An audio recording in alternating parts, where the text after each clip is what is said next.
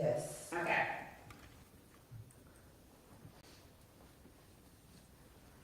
As you turn around to go back into the store. Yes. Okay. Do you remember why did you turn back around? Cause I was 7 months pregnant, so usually I like a lot of whipped cream, and then they had like the strawberry milkshake. Usually comes with like crumbles and stuff. They didn't have that on my milkshake. So that's the reason why we turned around. Well, I turned around. Okay. So when you turn back around, do all the girls go back into the store with you? Yeah, they go back to the store with me. Okay. Now when you get inside the doorway, what happens? Do you see anyone? Yes. Okay, who do you see when you get inside the doorway? Miss Cooper, and I can't remember I don't know if it was the other girl. She was like a dark skinned girl. I just cannot, like, I don't know her name. Like, You don't have to know her name. name. Okay, thank you. So there were 2 women there when you come into the I doorway. think it was 3, if I'm not mistaken. Okay. Now, when you first get into the doorway, is there a conversation that happened with these women? Yes. Okay.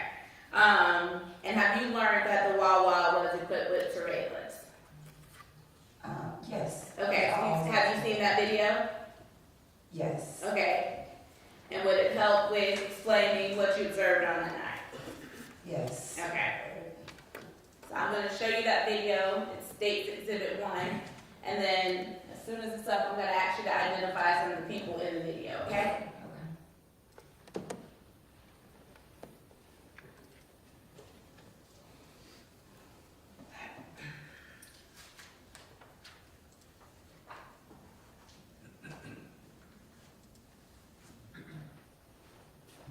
So Ms. Edie, I'm showing you space Exhibit 1 right there in the middle where it says camera 5 core. You see that middle camera? Yes. Okay. The person at the register in the white shirt, white dress or whatever, who is that? That is me. Okay, thank you.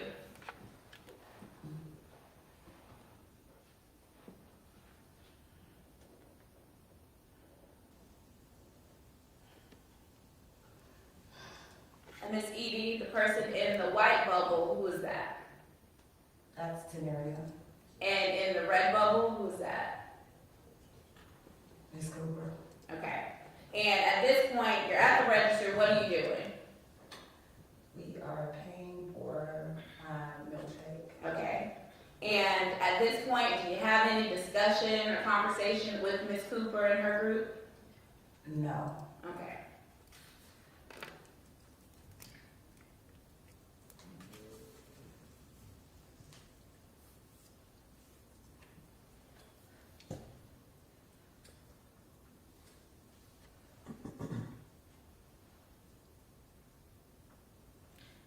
Ms. Edie, while it's playing, I'm going to ask you another question. Were there other people besides you and the girls and Ms. Cooper and her group? Were there other people inside of the store at the time? I believe so. Okay.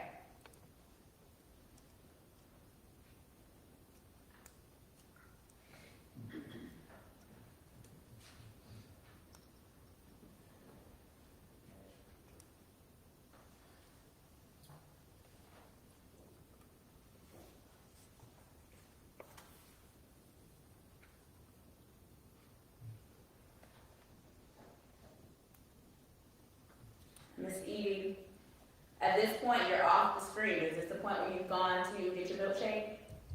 I believe so. Yes. Thank you.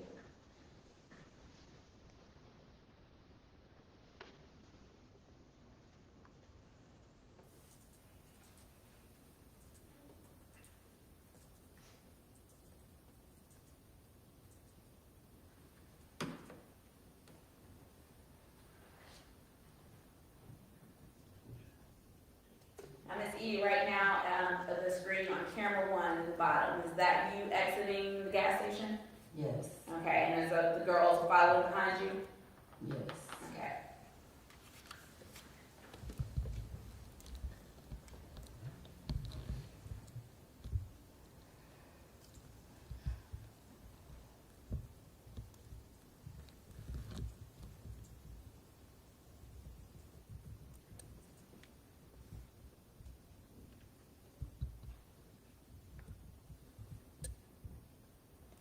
Miss Miss C, right now, camera 13, is this when you were describing you went back inside of the store after getting a milkshake?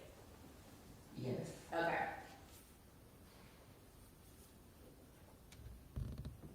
Now, right here in the red bubble, when you said Miss Cooper, is that who you were referring to? Yes. And which of the individuals in that red bubble is she? The one with the gray jumper on? Okay. And have you ever seen either of these two women before? Never in my life. Okay. All right.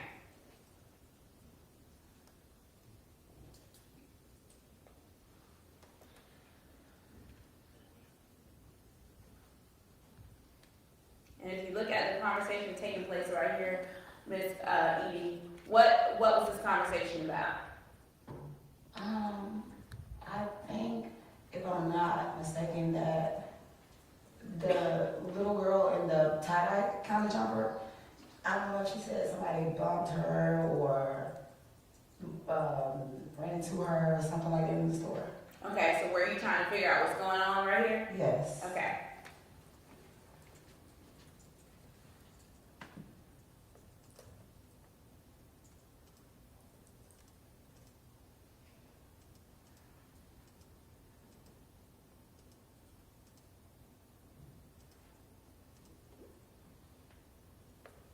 Now, Ms. Edie, at this point, who is it that gets involved in the conversation?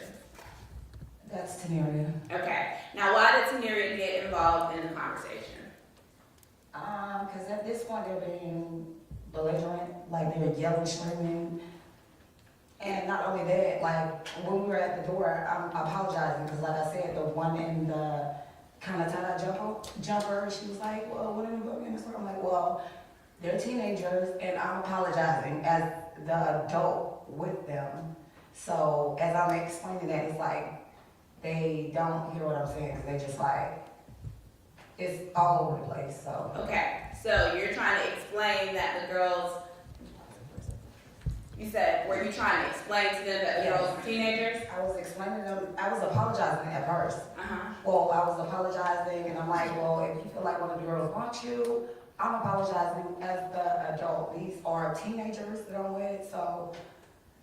Okay, and you said, when you said they were belligerent, were you referring to Ms. Cooper and the other woman? Yes. Okay. And Tenerea gets involved in the argument. Why, what did they say? Why was she getting involved in the argument specifically? Because at this point she sees me like apologizing. We don't know these women, we've never seen them a day in our lives. So it's like, it kind of agitated her, I don't know. Okay. She seen me apologizing and I'm just like, okay. So Ms. Edie, on this camera, when Tenerea comes forward and joins the argument, what do you do? I think I grab her or I just like tell all the girls to, I'm just like, come on Tenerea. But once I do that, she kind of backs out the door like all of the girls.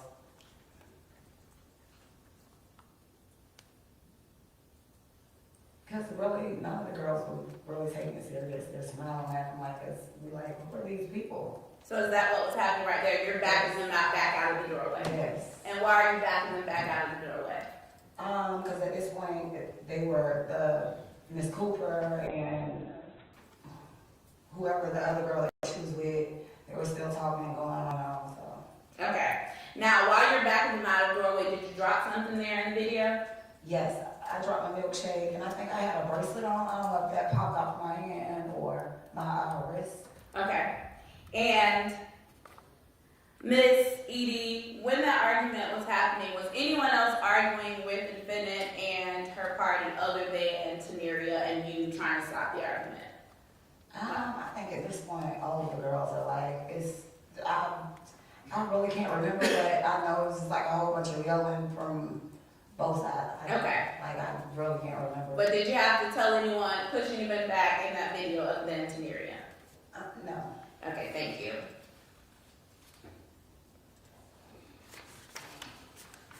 Now, while you're in the doorway, did you see anyone with any weapons?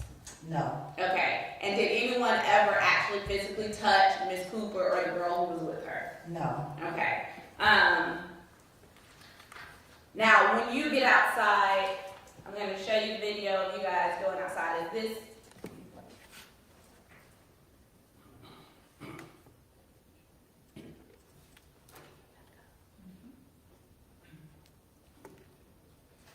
Sorry, I'm just backing it up a little bit.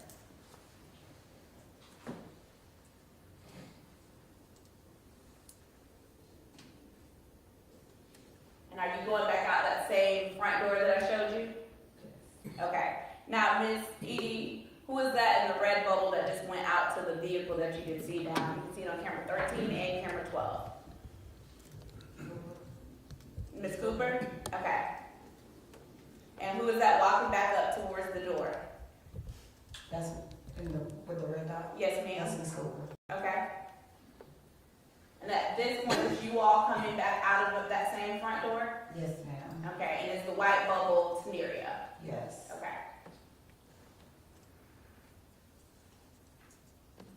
Are people still arguing at this moment? Yes. Okay. And what are you doing? At this point, I'm still saying that these are teenagers. These are teenagers. You women are grown women. These teenagers will argue with you guys all night you guys are grown women. That's basically what I'm saying. Like, they're teenagers. I don't know why. I probably said it like 50 times. Okay, were you trying to diffuse the situation? Yes, ma'am. Okay. Now, once you get outside, at some point, do you see someone with a weapon? Yes. Who do you see? Let me get a second. Who do you see with the weapon? Miss Cooper. Okay. And when do you see Miss Cooper pull out a weapon? What type of weapon was it?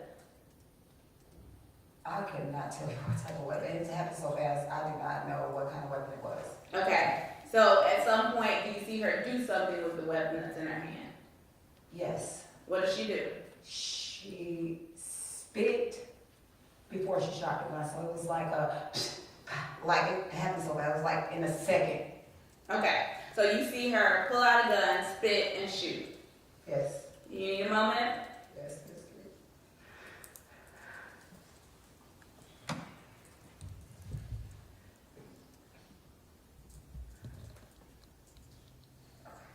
You ready? Yeah. Okay, so she spit and she shoots the gun. Who does she spit at? She was probably spit at me because I was the only one standing in front of her. Okay. Because the girls was behind me. Okay, and who did she shoot? She shot Tenerea. Okay. Now, you said the girls were behind you. Where were you standing? If you look on camera 10, you see the red arrow, that's Ms. Cooper, and the white arrow you said was Tenerea. Where are you standing in relation to Tenerea and the I'm basically standing in front of all the girls. The girls that were with me were behind me. So I'm just like standing here, like I'm like with my hands out, like they're teenagers, and she just shot her, like she was nothing. Okay. Now, before the defendant spit and shot her firearm, you didn't, okay. Take a moment and let me know when you're ready.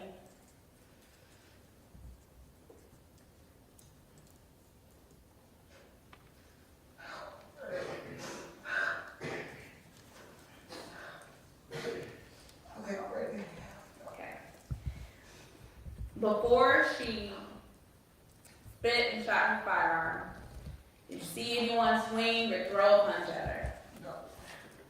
Did anyone else in your group or anyone else outside brandish or have any weapons? No.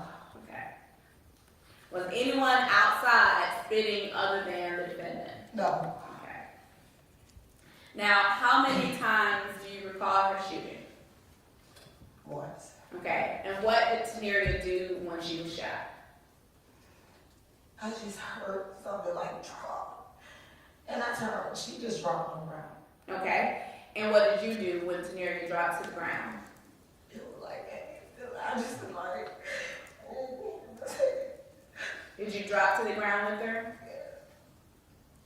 It was kind of like I turned around and she was on the ground.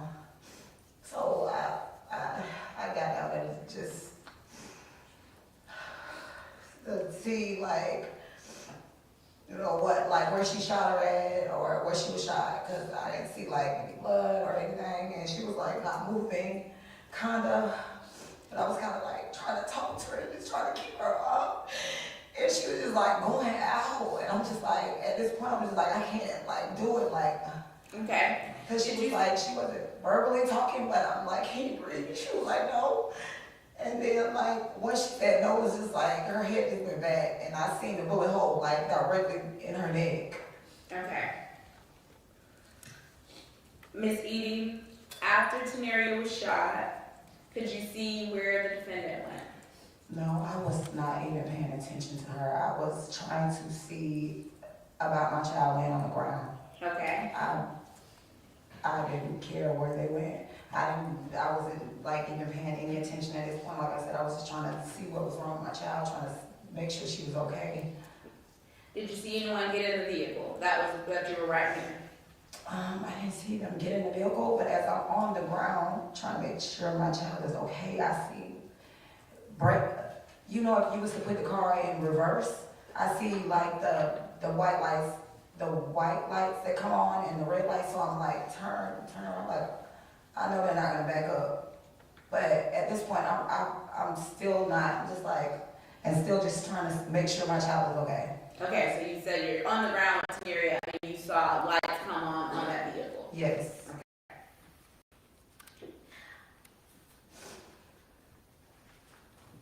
You got me have a moment? Yes.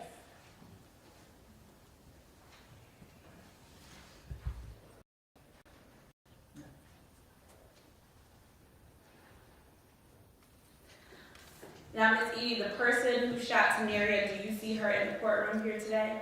Yes. Okay. Can you identify where she is seated and an item of clothing that she is wearing? He is seated to the far right of me. She had on a black shirt. Okay. Your Honor, may the record reflect the witnesses identify the defendant? The record shall so reflect. And had you ever seen the defendant before? No, And had you ever seen either of the women who were with her before? I've never seen these women in my life. Okay. And do you know if she knew your daughter? I know she didn't know my daughter. Me and my daughters are really close. Me and my family are close knit, so I know like all of my daughters. Okay. And Your Honor, I have no further questions at this time. All right, thank you. Mayor? Yes, Your Honor. Could we dismiss the jury for a moment while we get the court prepared for our cross-examination? Okay, is it gonna take a long time? No, just a few minutes, like a minute or two. Okay, ladies and gentlemen, if you'll leave your notepads behind on your seats and just have a step into the jury room and we will bring you back out here.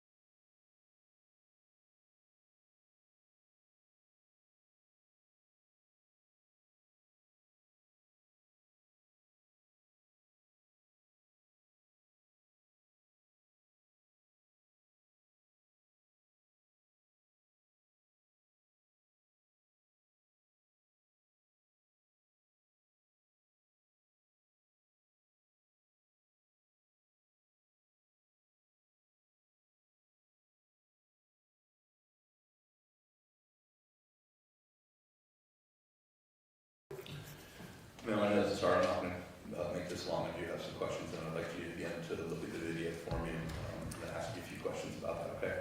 Okay. I'm going to ask you to.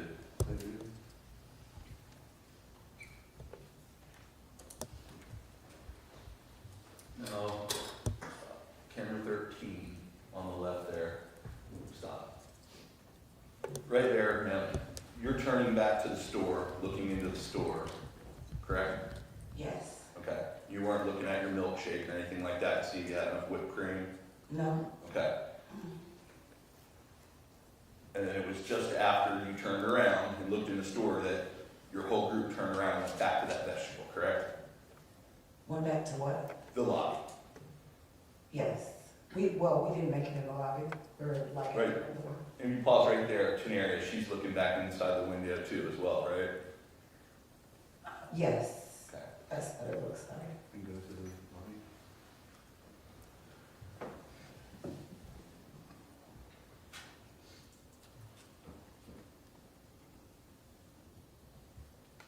Pause. So, man, at this point, this is when Ms. Cooper and her friend are exiting the store, and you're coming back in, correct? Yes. Okay. Now, if you watch this, ma'am, when this confrontation starts, Ms. Cooper steps aside here and lets the gentleman pass, correct? Yes. And now, from here on out, during this conversation, she has her arms crossed, right? She's not Yes. approaching you. She's not being aggressive. You said that she was being belligerent. Yes. Can you see that on camera? You can't. I mean, if you're looking at her lips, you can. Now, if you look at your group, your daughter in that side, does she look belligerent? Or is it Miss Cooper? Both. I mean, you really can't. I mean, if you look at their mouths, Stop. I think Shaetavia was being more so aggressive than Tenerea, because at first I was talking, like I said, I was explaining to her, because the other one in that jumper there, she was like, somebody bumped her in the store, and I'm like, well, I apologize for them. I was apologizing, and I guess Miss Cooper didn't want to hear that. She didn't want to hear that apology, or her or the other young lady that was with her. But now you said that you weren't even aware of the problem, right? Until after you had gotten outside the store, right? You didn't know that there was an issue between the girls and Miss Cooper until after you'd already walked out of the There store. wasn't. There wasn't an issue in the store with the girls. Well, you were aware that Miss Cooper was spit on in the store, correct? No, Okay. because I was standing, if you can see, Ma'am. I don't know how you can see, I mean, I don't see where she could have spit, because. Ma'am, I just asked you, were you aware of whether or not she was spit on in the No. store? Okay. Now, when you left the store, right, you spilled your milkshake, right? Well, you didn't spill it. Your daughter came up, knocked it out of your hand. The milkshake goes on the ground. She didn't like knock it out of my hand. It was like an instant, because I really like kind of hit my hand on the door, kind of, but it kind of looks like she knocked it out of my hand. That's not even. Certainly, Miss Cooper or her companion weren't the people that knocked it out of your hand, correct? Yes. Now, you leave the store after the milkshake spills. You go out. When you walk out, you said your car is to the far right, correct? Yes. Okay. Now, in this photo here, well, let's get well, now, so up on the camera 13, you see the red dot down there where Miss Cooper is, correct? Yes. And there's 1, 2, 3 cars to the right of where she is. Are any of those cars yours? No. Matter of fact, you're even further down to the right, correct? No, because probably right after this last truck, the parking lot kind of goes like this way, and then it like goes this way. So my car was like right after, I would say probably that truck. Okay, It perfect. So wasn't too far out in the parking lots. I get what you're saying. So the front's like this, right? And there's all the cars parked like this, but then on the side, It's like the really cars close are parked together. this way, right? It's like really close together, the parking spaces. Like around the corner, basically. Let me Yes. just stop you for a second. I just need one person speaking at a time. So ma'am, if you'll let him finish his question, and then of course counsel, you'll let her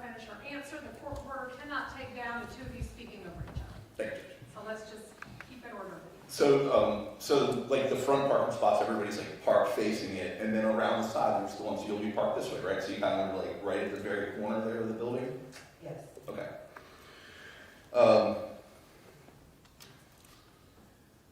Now, after the milkshake got knocked out of your hand, Ms. Cooper didn't follow you guys out of the store, right? She didn't go out that entrance after you? At this point, I wasn't paying attention to Ms. Cooper. Okay, so you weren't aware that she actually went down and went out a different exit down by where her car was? No. Okay. But now, so you're outside after the milkshake spills. Mhm. Your car's to the right. Why didn't you guys just go get in your car? Before we could even get to our car, like in the milkshake incident, it was just like, we wasted the milkshake, everybody was like picking up, I guess, the phone, or I think I dropped my bracelet, like I said, so we were like kind of turned to the door, so me and the girls were like kind of turned to the door, but we're not really paying attention.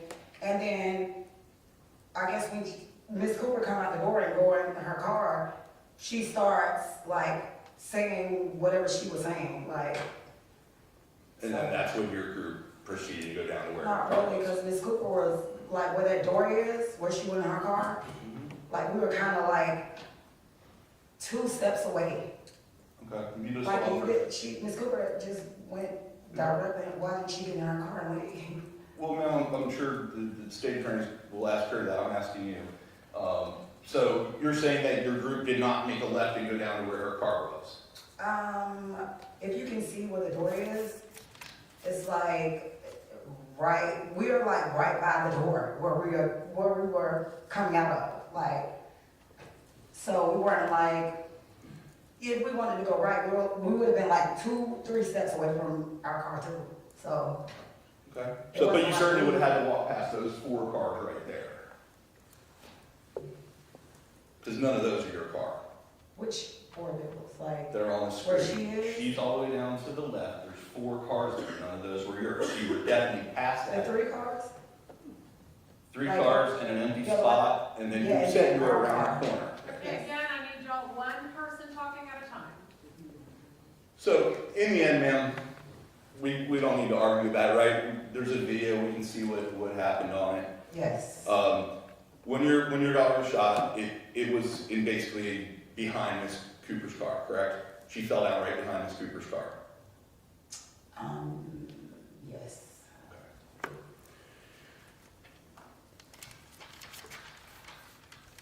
During this whole incident, Miss Cooper never followed your group at all or advanced towards your group, did she? Yes, she did.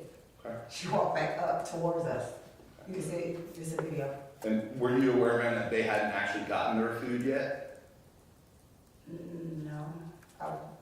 Now, out of all of the people involved, you would agree that your daughter was the most aggressive? No. She was the one that was angry? No. You had to hold her back? I would agree that she was the angriest one out there. No, I won't agree with you on that one.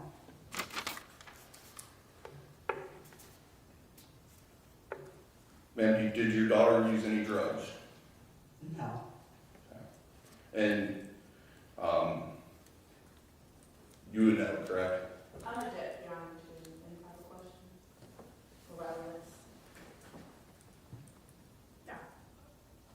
Whether she was using drugs that night, I think is relevant. Well, you didn't ask it like that, so do you want to rephrase and ask that question? Was your daughter using drugs that night?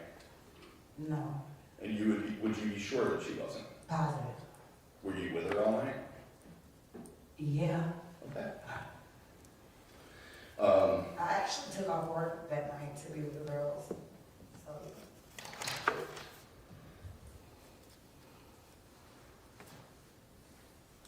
And in regards to your daughter, in prior testimony, you've actually said that was the angriest you've ever seen her. Is that true?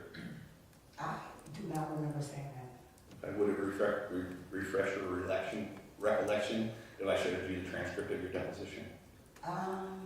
You can show me, but like I said, I don't remember saying that. We'll see. Yeah, page 44.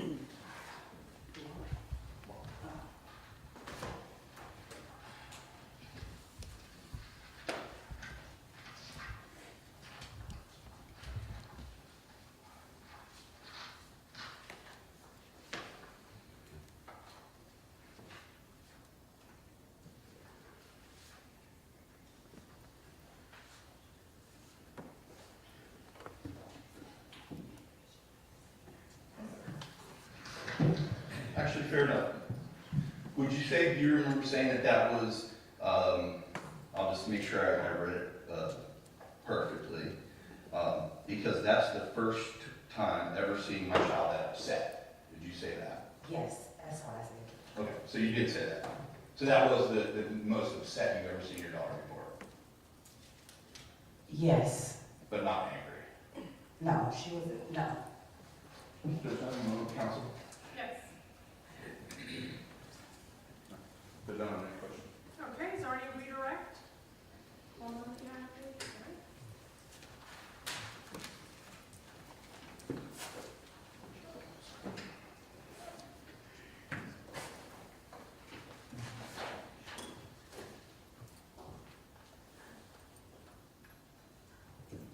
Right, I have no further questions.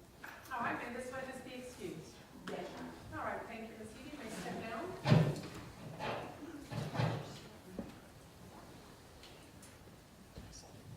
All right, stay, you may call your next witness. That's right, state clause 0 Matthews. Dariana Matthews, please.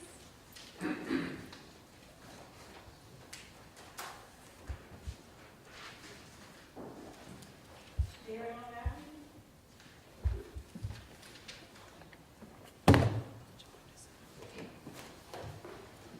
All right, Ms. Matthews, if you'll come forward and be sworn.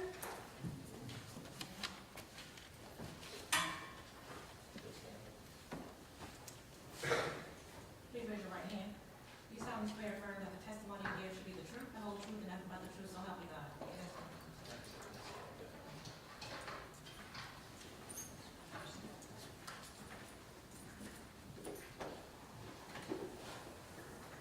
All right, you may proceed, and if you'll just sit up a little closer to the microphone, Ms. Matthews. Go ahead. Good afternoon. Could you please introduce yourself to the jury? And Dariana, And can you please spell your name? Berriounmutl. Okay. Can you, And- I'm sorry, can you sit a little closer to the microphone and just speak up? Thank you. And Ms. Matthews, how old are you? Not 20, I'm sorry. Did you recently turn 20? Yes, Okay. And how old were you in July of 2020? 17. Okay. Ms. Matthews, do you live here in Jacksonville? Yes, ma'am. How long have you lived in Jacksonville? All my life. And do you work or go to school? Yes. Okay, where do you work? Wendy's. Okay. Have you already graduated from high school? Yes. Okay, when did you graduate? 2022. Ms. Matthews, do you know the deceased victim in this case, Tenerea McClendon? Yes. How did you know her? She was my friend. And how did you first meet Tenerea McClendon? Through our mothers. Were your mother's friends? Yes. And about what grade were you in when you first met Tenerea McClendon? Middle school. And was she in your same grade? No, ma'am. Okay, was she ahead of you, behind you, Behind me. a year behind? Yes, ma'am. Okay. And did you call Tenerea by any nickname? TT. Were you with Tenerea on the night that she was shot and killed? Yes, ma'am. And what were you all doing earlier in that day before going to Wawa? We had went out to eat. And who all were with you when you went out to eat? Me, my sister, her cousin, and her sister. Okay. So when you say your sister, what's your sister's name? Anaya. And her sister, you're referring to Tenerea's sister? Yes, And ma'am. what's Tenerea's sister's name? Anaya. Tanaya. Yes, ma'am. And her cousin, who are you referring to? Naindia. Naindia. Okay. And was everyone in your group teenagers? Yes, Okay. And who was the oldest in the group? ma'am. Me. Now, after going to Applebee's, did you go back to Tenerea's house? Yes, ma'am. And were you planning on spending the night that night? Yes, ma'am. And while you were at Tenerea's house, did you guys eventually go to Wawa? Yes, ma'am. Why did you go to Wawa? For a milkshake. Who wanted a milkshake? Her mom. Tenerea's mom? Yes, ma'am. And what do you call Tenerea's mom? Miss Daniel. Miss Danielle? Yes, And what's her actual name? Sharonica. Is it Sharonica Danielle Edie? Yes, ma'am. Okay. Who drove you guys to Wawa? Miss Danielle. And that's Sharonica Miss Edie? Yes, ma'am. Okay. And when you arrived, who all went in the store at Wawa? All of us.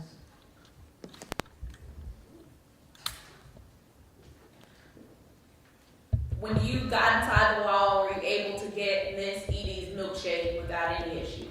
Yes, ma'am. At some point in the store, did you notice the defendant or the person who later shot Miss Tenerea McClendon? No, ma'am. So you didn't notice her while you're in the store at the register? No, ma'am. Okay. When did you first notice the defendant? When we were walking out the store. Okay, and was the defendant alone? No, Okay, who was with her? I don't know the girl. Another person? Yes. Was it male or female? Female. Okay. And you didn't know her either? No, Did you know the defendant? no. Okay. When you noticed the defendant, did you notice her say anything? Was there something about her that made you notice her? It's two things I don't like.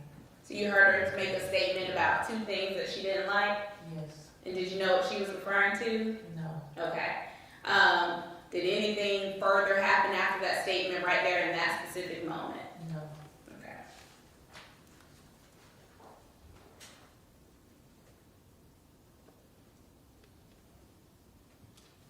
Now, at some point after getting Miss Edie's milkshake, do you all walk out of the store and come back? Yes. Okay. And when you came back, was there any discussion about why you guys were going back? No. Okay. Who walked back first? Her mom. Miss Edie? Yes. Okay. And did the girls follow Miss Edie? Yes. Okay. When you guys get back in the store, is there a conversation that takes place with the defendant and Miss Edie in the doorway of the Wawa? What's going on? What's going on? Who's saying what's going on? Miss Danielle. So Miss Edie? Yes, ma'am. Okay.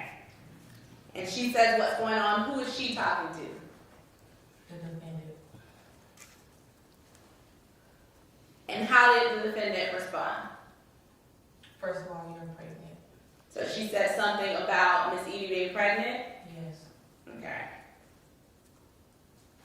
At some point, does Tenerea get into the conversation? Yes. Okay, why did Tenerea get involved?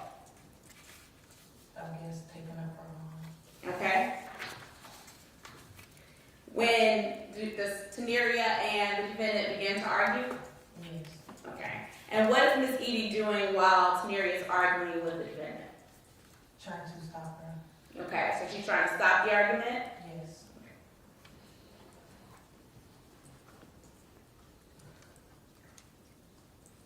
Was the defendant arguing back with Tenerea? Yes. Was her friend arguing? Don't remember. Okay. Were you or the other girls arguing? No. What were you doing in that moment? Standing there.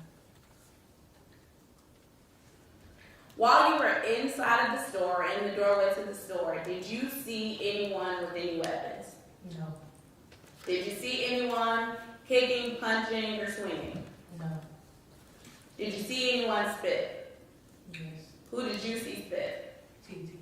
Okay, and tell us about that. She spit, but the spit didn't connect. And what do you mean it didn't connect? It didn't land on her. So it didn't hit anyone. Correct. So in her argument, she did spit. Yes. Okay. And did the defendant make any statements after that? Yes. What did she say? Hold on, I have something for you. She said, hold on, I have something for you. And what did she do? Is that a yes? Yes. And what did the defendant do after you heard her make that statement? Walk outside and go to the car. Okay. When you saw her go outside to the car, what did you see her do next? Get a gray, silver, black handbag. She got a handbag from the car? Yes. Alright. Did she have that handbag with her when she was inside the store? No.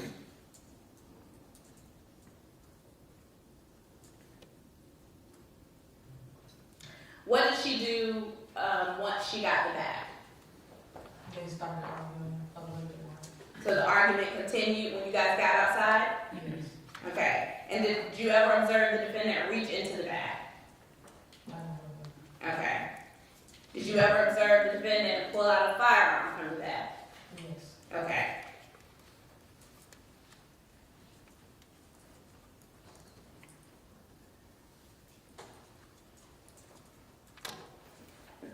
Your Honor, I published State's Exhibit 1. Yes.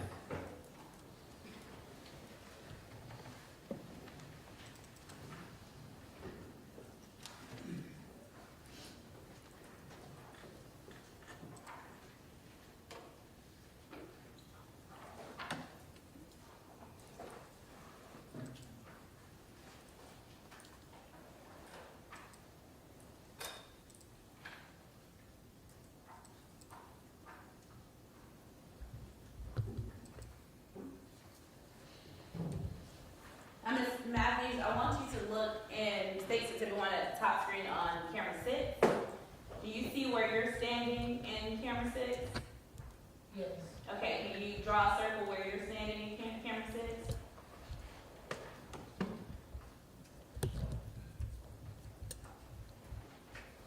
So you're in the far right-hand top corner? Yes. Okay.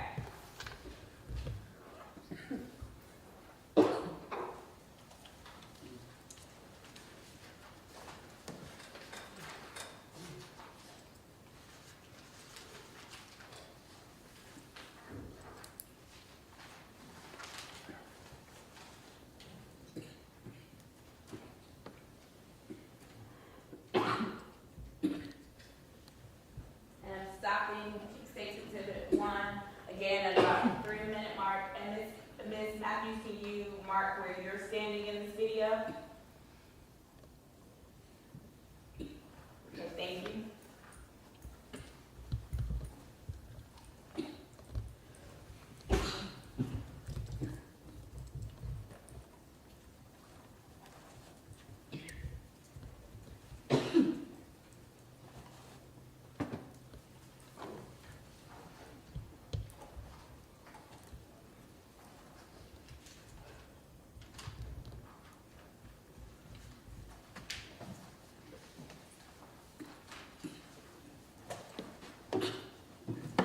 Now, Ms. Matthews, in camera 12 and in camera 13, there's somebody walking out to a car. Is this the defendant that you described walking out to the car? Yes. Okay.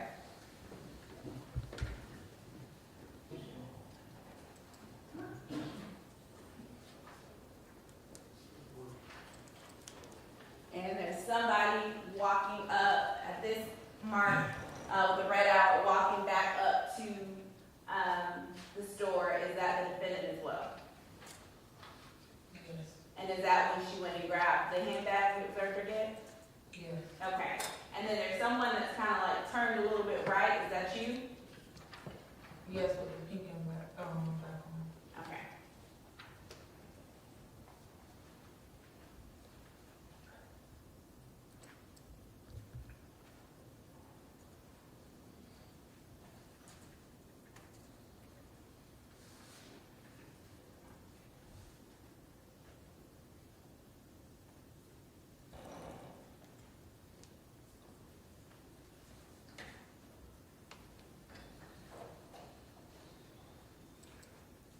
And I'm stopping at about 3 minutes and 59 seconds. Can you show us where you're standing at the moment? There, about near the end of the car. And it's going to be in camera 12. You can see it. So you're standing a little bit further back by the front of the car. Is that correct? Yes. Okay, thank you.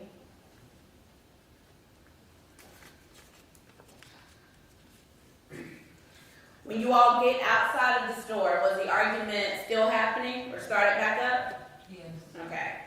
And who was arguing with the defendant at this point outside? Tenerea McClendon. Okay. And what was Miss Edie doing? Still trying to stop the situation. Okay. When you're outside, do you see anyone with weapons other than the defendant? No. Did you see anyone punch, kick, or swing at the defendant? No. Did you see anyone run up to her? No. Did anyone else have any weapons? No. Now, while outside, we already talked about inside, but while outside, did you see anyone spit? Yes. Who did you see spit outside? Can you speak to the mic? I'm sorry. The defendant. Thank you. So you saw the defendant spit while you were outside? Yes. Okay. When did you see her spit? After she shot her. Did she spit before or after? I mean, before. Before. Overruled. Sorry.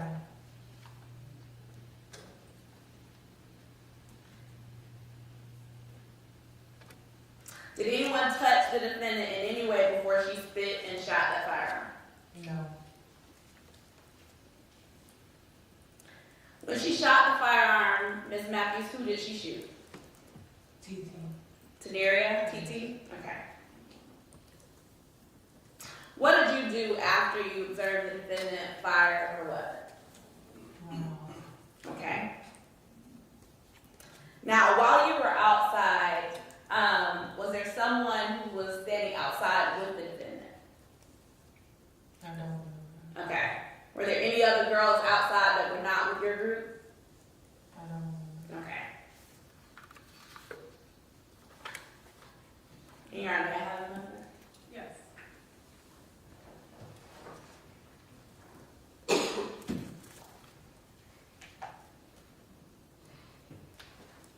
I have no further question at this time. Okay, thank you. Dr. Tatum?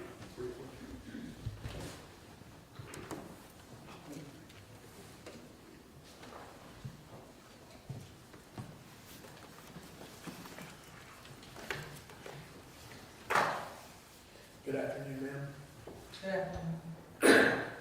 So, all 6 of you are in line at the store at the Wawa, correct? Correct. And while you were in line at first, you didn't really notice anything going on between anyone, right? Right. Everything seemed normal. Yes. Okay. At some point, you heard something about 2 things I don't like, right? Yes. Didn't really know what to make of it. No. You weren't offended or anything. No. Okay. And so you and the rest of the group leave the store. Yes. Okay, and so when you leave the store, you go back out the door, right? Yes. And you take a right, Yes. because your car is parked off to the right, correct? Correct. Okay, and while you're walking towards your car, there's a glass window right there, correct? Correct.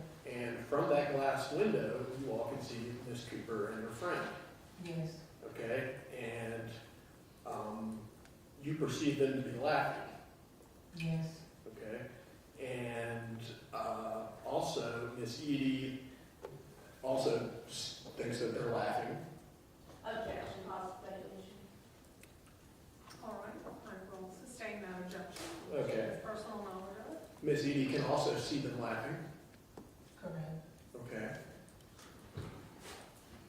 And so the whole group turns back around to confront them, correct? Correct. Okay. And in fact, Miss Edie's the first person through the door Yes. and does actually confront Miss Cooper. Yes. And Miss Cooper says something to the effect of, "Whoa, you're pregnant?" Yes. Okay. And around that time, Tenerea McClendon gets involved. Yes. Okay. And she's angry. So she appears angry to you at least. She goes after Miss Cooper. No. Okay.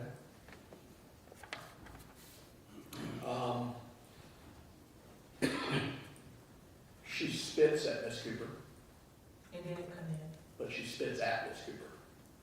Yes. Okay. And she actually goes after Shaetavia Cooper. No. She tries to get past Miss Edie to get to Shaetavia Cooper. I don't know. While she's trying to get past Miss Edie, she knocks the milkshake out of Miss Edie's hand. See that? Yes. Okay. Miss Edie is grabbing her to pull her back, Yes. but yet she still goes after Miss Cooper. Objection, absolutely.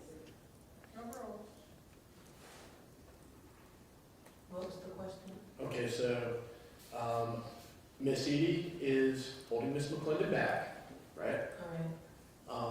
She actually grabs her and pulls her back physically, Yes. but Miss McClendon still goes after Miss Cooper afterwards.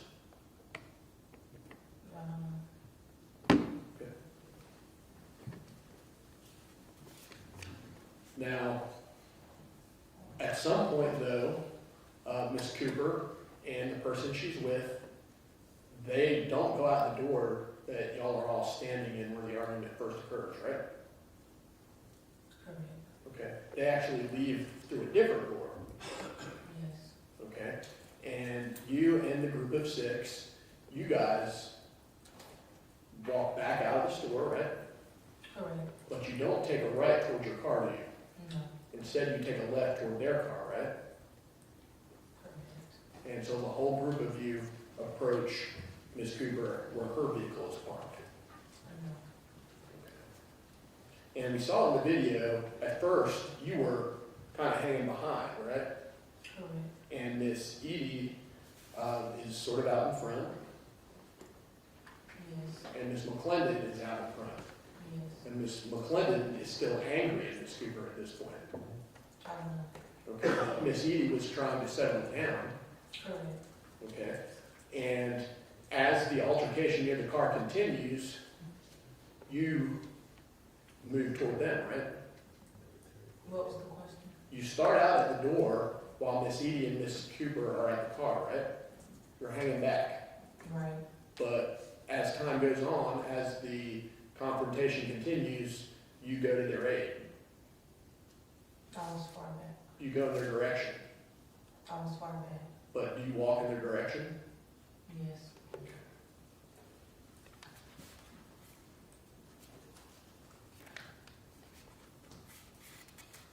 Now, you saw when Miss Cooper pulled out a firearm, right? Yes. And she didn't immediately point it at Miss McClendon, did she? I don't know. Okay, well, when you first saw the firearm, she had it pointed down, right? I don't remember. You would agree with me that as Miss McClendon and Miss Edie are going towards Miss Cooper is backing up. Could you repeat that? You would agree with me that as when Miss Edie and Miss McClendon are confronting Miss Cooper at her car, Miss Cooper is backing up. From the video, I guess. You recall that the confrontation starts at the front of Miss Cooper's car, but the shooting happens in the back. Correct. And Miss Edie and Miss McClendon are walking toward the back of the car, and Miss Cooper is backing up toward the back of the car. Is that fair? Yes.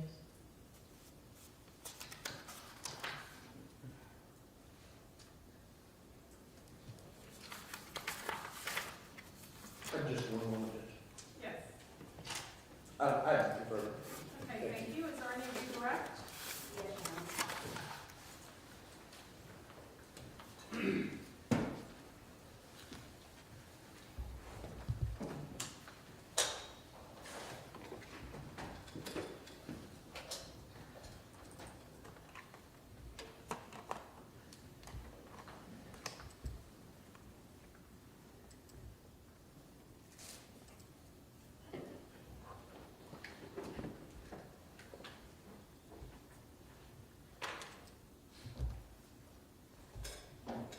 Ms. Matthews, what was Miss Edie's demeanor like when she first had this conversation in the doorway with Miss Cooper? Regular. Regular, she normal? Yes. Okay. And I think you may have said it before, but what was she asking her? What's going on? Okay. And how did the defendant respond? First of all, be you pregnant. Okay. I'm sorry, I couldn't hear. I'm sorry. First of all, be you pregnant. Okay, and how would you describe the defendant's demeanor and her responses? I don't know. Okay. I'm sorry? I don't know. Is that the statement that caused Tenerea to get involved in the argument? Yes. Okay.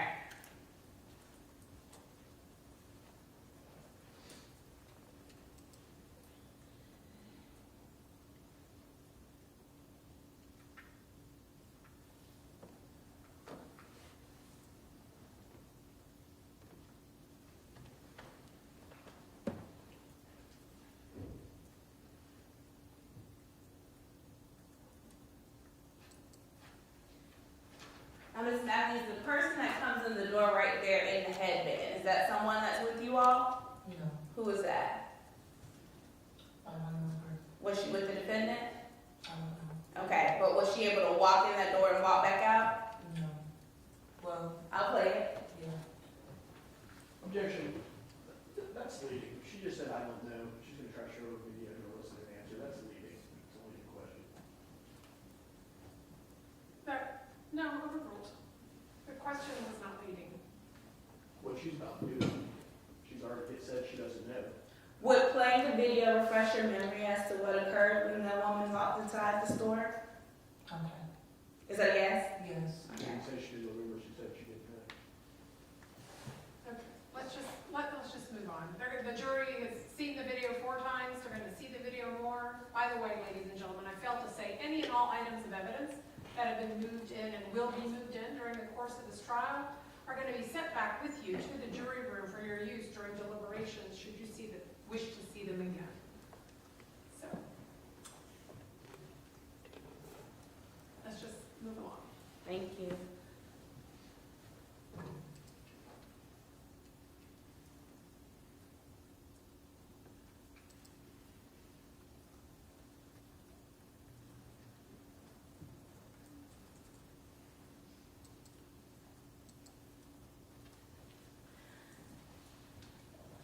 Ms. Matthews, when you and your group walked back outside of the door, did the defendant reapproach the door? I don't remember. Okay. But when you walked outside, did the argument immediately continue? Yes. Okay. And was the defendant arguing with your group? With TT. With TT. So the defendant was arguing with TT as soon as you get back out of the door? Yes. Okay.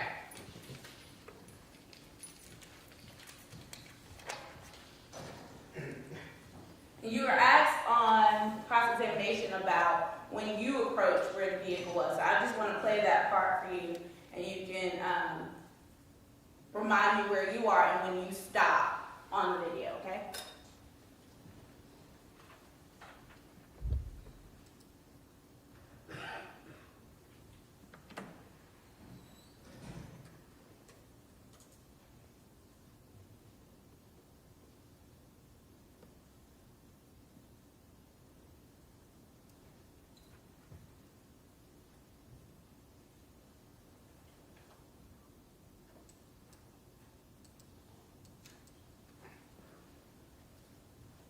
And did you just see yourself in the video right there? Yes. Okay, and what did you do? Back up. Okay. And why did you back Because I seen she had a gun. up? Okay. And when you saw that she had a gun, were you running in her direction? No. Were you screaming and yelling and going to join the argument? No. Okay. You're right, yeah. Yes?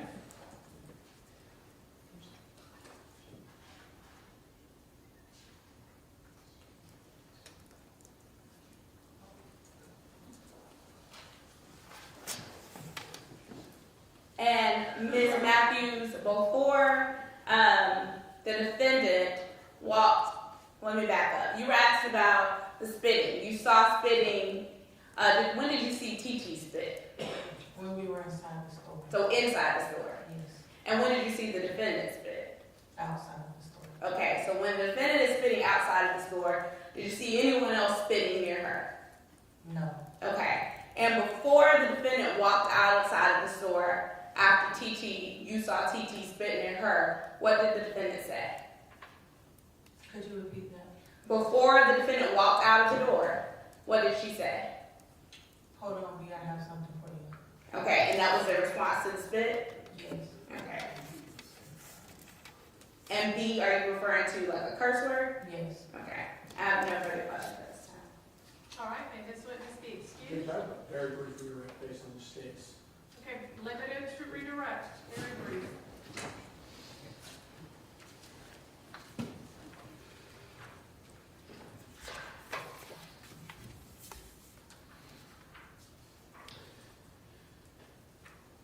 You started backing up on that video, like you just testified when you saw the gun. Correct.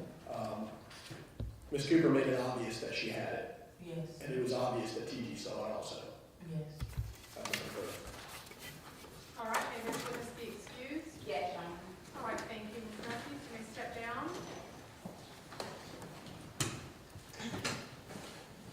All right, let's do one more witness and then we'll give the jury a break. Is that okay?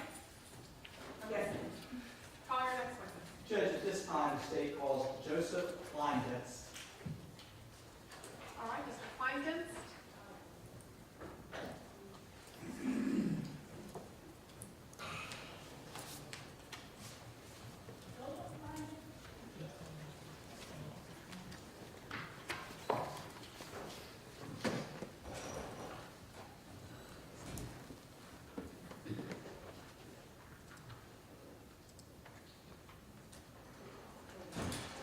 All right, sir, if you'll come forward and be sworn.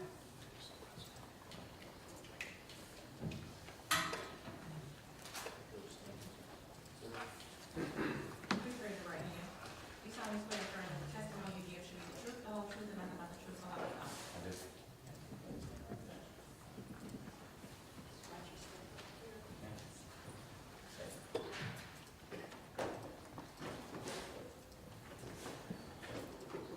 All right, counsel, you may proceed. Thank you, Judge. Good afternoon. Good afternoon, sir. Please introduce yourself to the jury. Yes, my name is Joseph Kleinitz. How you guys doing today? And Mr. Kleinditz, if you could spell your name for the court reporter. Yes, first and last name person. Joseph Kleinedinst. And Mr. Kleinditz, how are you employed? I'm Army National Guard, All right. And how long have you been a member of the Army National Guard? 10 years. Thank you very much for your service. Yes, sir. Are you, or do you currently reside in Jacksonville? No, sir. Where do you reside? I live in Chesapeake, Virginia, sir. All right. And I know that you said that you're a member of the Army National Guard. Do you have other employment? Yes, sir. I'm a military contractor. All right. And are you based out of Norfolk, Virginia? That's correct, sir. All right. A matter of fact, that you fly down from Virginia today. Actually, I flew in from Little Rock due to family travel, so flew in from there here today. But you reside in Norfolk, Virginia. That's correct. All right. And back in 2020, where did you live? I lived here in Jacksonville, sir. All right. And are you from Jacksonville? Since 2018, yes, sir. All right. So you had resided in Jacksonville for approximately 2 years. That's correct. Now, I want to turn your attention back to the night of July 18th, 2020. Were you living in Jacksonville at that time? That's correct, sir. All right. And were you employed here in Jacksonville? Yes, sir. How were you employed? So both military contractor and I did DoorDash on the side. All right. And I think most people know what DoorDash is, but perhaps if you could explain your duties to the jury. Yes. During that time, I was working a second job doing DoorDash, which would be food delivery to people at home due to COVID, whether medical necessities, stuff like that. So I would take food from stores to their home as a service. And you were working in your capacity with DoorDash on the night of July 18th, 2020. That is correct. And were you alone, or did you have somebody with you? I had my son with me. He was 9 at the time. I was the only one. I was at home at the time with him. So I brought him with me instead of him being home alone, which is not ideal. So I brought him with me. And were you making DoorDash deliveries that evening? That's correct. All right. And did you have the occasion to stop at a Wawa? That's correct. All right. And do you remember what Wawa you stopped at? Yes, along 103rd and Lane Avenue. All right. Located in Duval County? That's correct. All right. What's that? And do you recall why you stopped at that Wawa? I had multiple orders for that area for Wawa pickup, so I had to stop there and obviously pick up for the customers. People ordered from Wawa and then you would pick up and deliver to their location. That's correct, sir. All right. And in order to pick up those deliveries, did you actually go inside the Wawa? Yes, sir. All right. And did you go inside alone, or did your son accompany you? No, my son stayed in the truck as I secured it and went inside. All right. And you recall where you parked So, at the Wawa? Yeah, that'd be on the right side of the building, on the entrance on the 103rd side. Okay. Close to the main entry door? It would be to the right of the building. To the right of the building. Okay. All right. And when you went into Wawa, while you were in the store, what were you doing? I was talking to my wife on the cell phone and waiting for my order to be picked up. All right.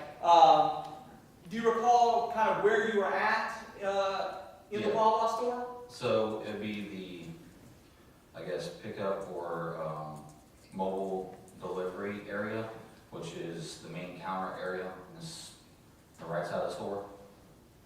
All right. Is your screen on? It is, sir.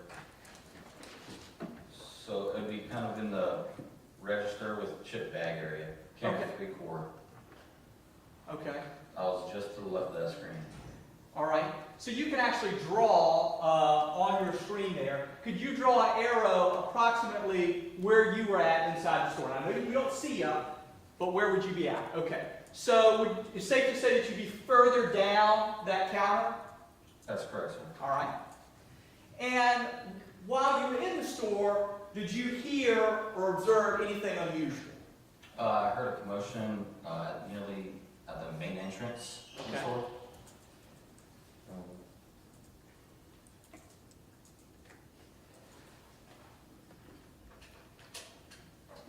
And I'm turning your attention to 248 on the video. Do you see the main entrance here on the screen? I do. Okay? And I'm referring to camera 1 front entry. Is that where you saw or heard the commotion? Yes, sir. Okay? And do you recall what exactly you heard? Not exactly. That was on a conversation with my wife, like I was telling you. And I was kind of waiting for my order, so I didn't really pay attention to exactly what was said. Okay. So you don't recall or you weren't paying attention to the words that were being exchanged. Okay. Do you recall approximately how long this confrontation took place? I would say at least a few minutes. All right. And how far away from the confrontation were you? 10 to 20 feet max. All right. And during the confrontation, did you see anybody with any weapons? No. All right. Did you see anybody make like a punching motion or go at any of the other individuals? No, sir. All right. Did you specifically hear any threats being made? I specifically did not. Okay. Now, in terms of the confrontation, how did it end? So the conversation went outside. Okay. So I didn't really get to hear the end of the conversation. After that, I heard a gunshot. And we'll get to that. Okay. So the parties, they went outside.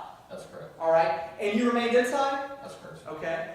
And while you were inside the store, did you hear, prior to the gunshot anyways, but did you hear any commotion? Well, I saw out of the corner of my eye something get flung. Okay. I wasn't sure exactly what it was at first, but it looked like a drink of some sort. All right. And so let's take a step back. Yeah. So this is still kind of inside the store, right? Yes, sir. All right. Did you see, and I know you mentioned a drink, did you see what happened to the drink? No, not exactly. It just looked like it was falling or being pushed in a direction or something. All right. I don't know exactly. You saw a drink that was spilled. That's correct. All right. During the confrontation, did you also see anybody spit on anyone else or in the direction of someone That's else? the same thing I saw out of the corner of my eye. Looked like it was coming from the defendant, it appeared to. Coming from the defendant or at the defendant? From the defendant. From the defendant. That's correct. So it appeared that the defendant was spitting. Correct. Okay. And this was inside the store. Correct. Okay.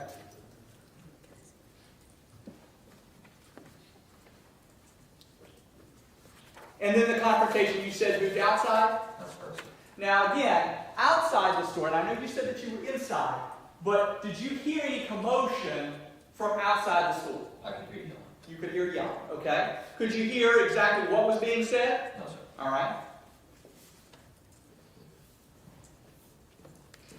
And then what did you hear?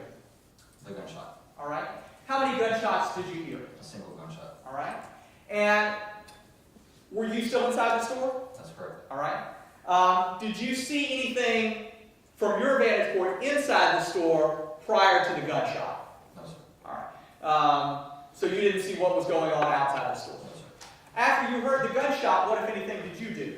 I immediately pulled my pistol, which I'm civil here to the state of Florida. Okay. At that time, I proceeded to run outside, first verifying that my son was okay in the truck.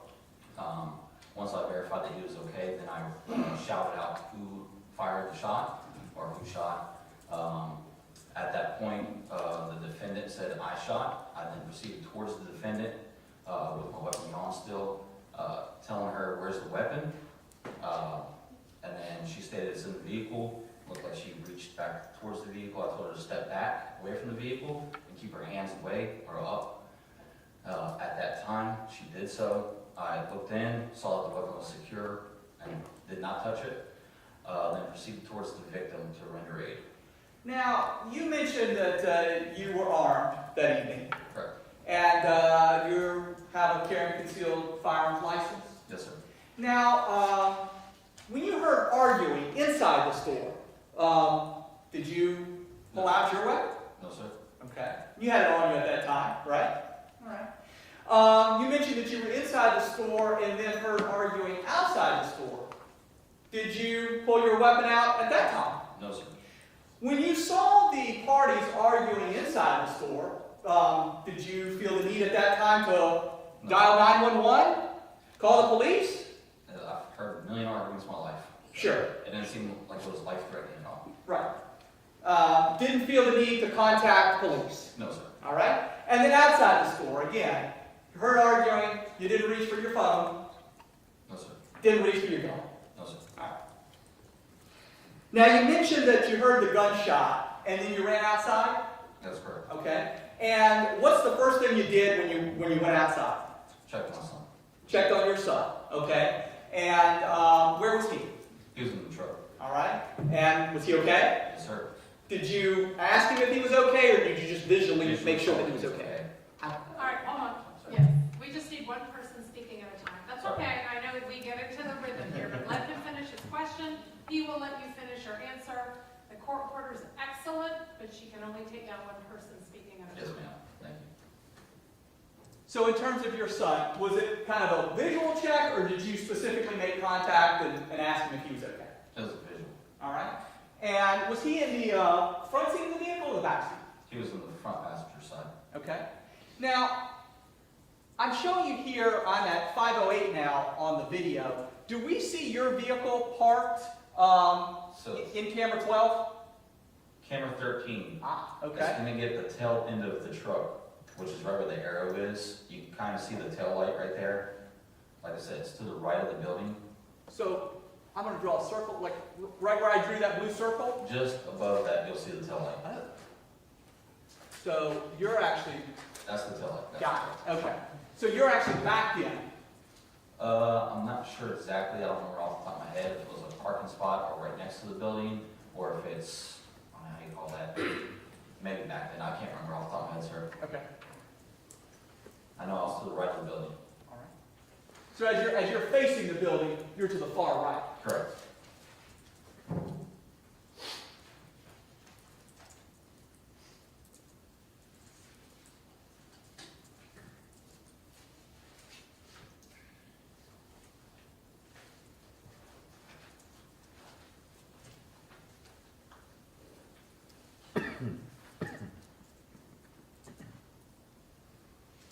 Now, I am pause the video at 4:14. Do we see you in camera 2? That's correct. I'm not really sure. All right.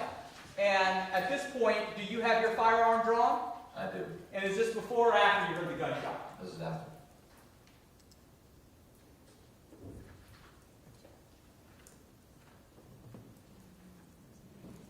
and I think that we saw you walking towards the direction of your vehicle in camera 13, and now we see you running back. Correct. Okay? And in camera 12, do we see you here in camera 12? That's correct, sir. At the back of the SUV. That's what I'm asking. Who made the shot? And where is the victim located? Right there behind the SUV. And are you making contact with the individual that shot the victim at this point? That's correct.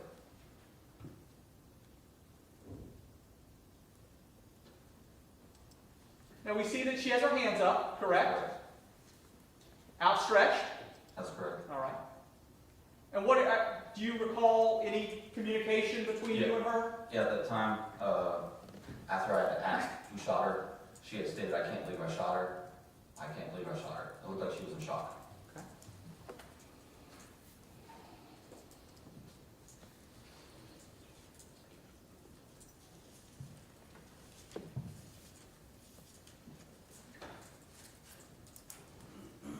And we see you bending down. Correct. What are you doing on the ground? So I'm trying to open her airways and stop bleeding. Obviously, not. And based on your experience, do you have any training in terms of rendering aid? That's correct. In the Army, we were trained in CLS, which is Combat Lifesaver. I did multiple training for that due to deployments. We're required to learn how to open airways, obviously stop bleeding, provide anything necessary to comfort the victim during that time. And I did so as best I could. And could you describe the victim's condition when you were rendering aid? Yeah, the victim looked like she was in shock, which is convulsions, also head shaking a little bit. I did see slight breathing, very minimum at first, and then continued to try to provide first aid.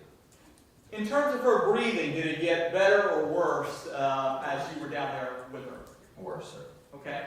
Was she able to speak? No. Did it appear that she was trying to speak? Gurgling.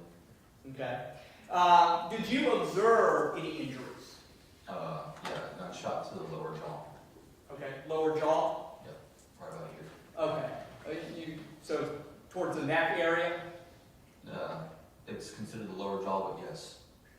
Chin area, underneath the chin? Oh, Correct. And did you remain on scene until police arrived? That's correct, sir, until investigators questioned me. Specifically, were you on scene when the first officer arrived? That's correct. As soon as the first officer came to my right side, I notified him immediately of the defendant that possibly had a weapon. All right. And did you actually see the weapon? It looked like it was on the floorboard Okay. or seat. I can't remember off the top of my head, but it was. I saw the grip of it. All right. Was it on the driver's side of the vehicle? The defendant was that of the passenger? Passing. Okay. And it was either on the seat or on the floorboard? That's correct. And you didn't touch it, correct? No, sir. Judge, I'm playing what's been moved into evidence as State's Exhibit 47.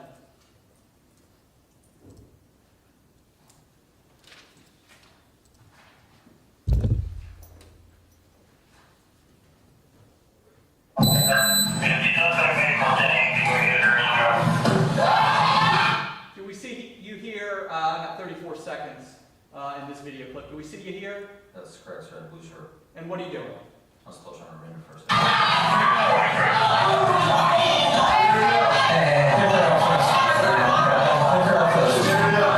What are you doing at that point? Notifying the police of the defendant. And at that point, shortly after that, did the Jacksonville Fire Rescue respond? That's correct, sir. And did they start rendering aid? That's correct, sir. You already have a moment. Yeah. And then did you remain on scene and give your statement to detectives? That's correct, sir. All right, I don't have any further questions. Thank you. All right, thank you, Cross.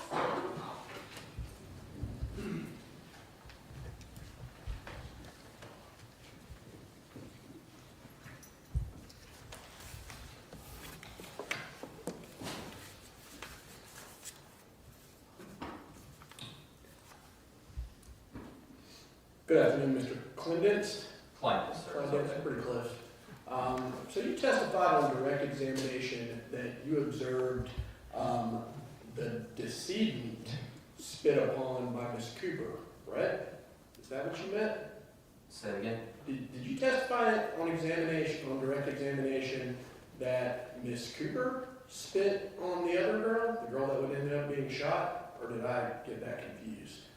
I'm not understanding the complete statement. Okay, I'm just asking you on direct examination, correct me if I'm wrong, but I believe you testified that at the doorway of the Wawa, Correct. when that original confrontation happened, you saw Ms. Cooper spit. That appeared. It appeared. Correct. Okay. Do you recall giving a deposition in this case? I do. Okay, and that was on or about March 18th of 2021. That's correct. Okay, and it was Zoom, but there was a court reporter there, right? Correct. Okay, and there was a state attorney present, Yep. and also a defense attorney present. Correct. And you took an oath to tell the truth, much like you took an oath in this case. That's correct, sir. Page 36. You took an oath to tell the truth, Yes, sir. much like the one you took here. And on that date, and I'm, for counsel, I'm referring to page 36 and then 37, you said, and I quote, "and then I think there was the younger girl was spitting, if I remember correctly, towards Shaetavia, and it carried outside, and at that point we heard a gunshot." Yeah, I couldn't remember exactly who was spitting. I knew it was one of the two candidates because I could see them both out of the corner of my eye. I just didn't know which one was spitting. Okay, but you recall that under oath at that point, you made that statement. Correct. Okay, and then on the same day, the question was asked, the younger of the women, the one that got shot, let me back up, did you see the younger of the woman, the one that got shot, actually spitting towards Miss Cooper? And your answer was correct. Okay. I understand. Maybe I just misunderstood for today. I don't remember the exact person that spit. It appeared that they were spitting at each other. I don't know which one spit. Okay, so it's I don't know fair which one was younger and which one was older because it was out of the corner of my eye, sir. right, so it's fair to say today that you're not sure who was spitting at who. Correct. Okay, and is it fair to say that when you took this deposition, it was closer in time to the incident? Correct. Okay, and your memory would have been better then? Correct. Okay, fair enough. Now, you carry a firearm with Yes, you, sir. and you're a concealed weapons permit holder. Yes, sir. You do that for protection, Yes, sir. okay? That particular Wawa near 103rd Street isn't the best neighborhood, No. okay? At all. Okay. And you've also got your young son with you, Correct. and so you carry that for protection, That's correct, sir. okay? Now, you heard the argument happening at the door, right? Yes. Kind of out the corner of your eye, though, Yes, sir. and you're talking on the phone to your wife, right? Yes. Okay. So you weren't really paying attention to what was said exactly, Correct, sir. okay? But you did see Miss McClendon aggressively going after Miss Cooper, I couldn't say that, sir. okay? You did see Miss McClendon knock the milkshake out of her mom's hand trying to get to Miss Cooper. I couldn't say that either, sir. You saw the milkshake go everywhere, I didn't see who moved it, who hit it, or anything like that. okay? Previously stated. You couldn't say that didn't happen though based on your view, fair? Fair. Okay. Now the prosecutor asked you a bunch of questions about whether or not you felt like the need to draw your gun, but just to be clear, nobody said anything to you. Correct, sir. Nobody attacked you. Correct, sir. Nobody spit at you. Correct, sir. Nobody came after you. Correct, sir. Nobody followed you to your car when you left. Correct, sir. And just to be crystal clear, you weren't outside when the shooting happened. That's correct, sir. You heard the gunshot, Correct. and you have no idea what went on outside the store. No, sir. I have nothing further. Thank you. read? No redirect, Judge. And this witness be excused. He may. All right, thank you, sir. You are excused and free to go. And as promised, ladies and gentlemen, we will take our afternoon recess. I ask you to please leave your notepads behind on your seats. We will return them to you when you reconvene. You're allowed to go into the jury room for a comfort break, and we'll bring you back out here at 3 o'clock. And then we'll continue with the state's case in chief. Thank you very much.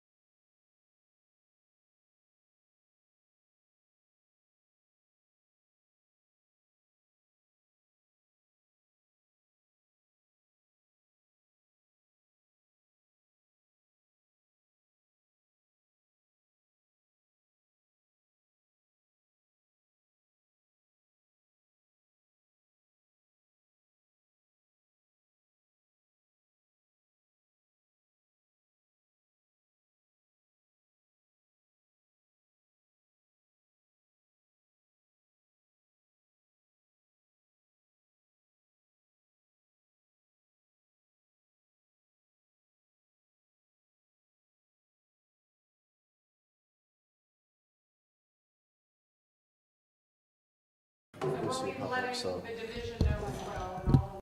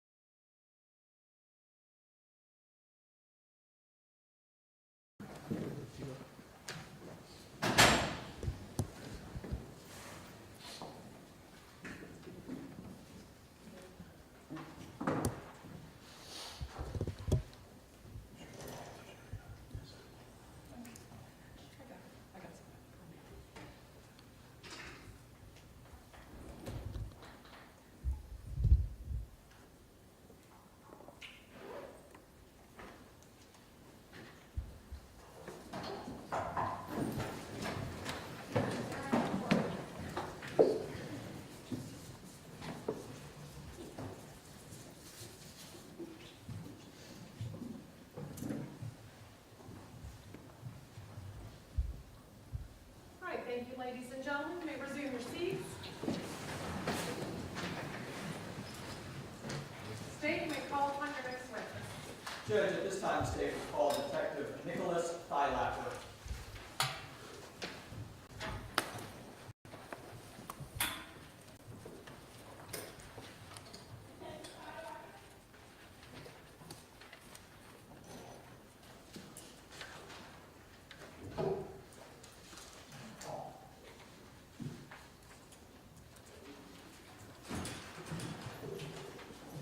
The detective will come forward and be sworn.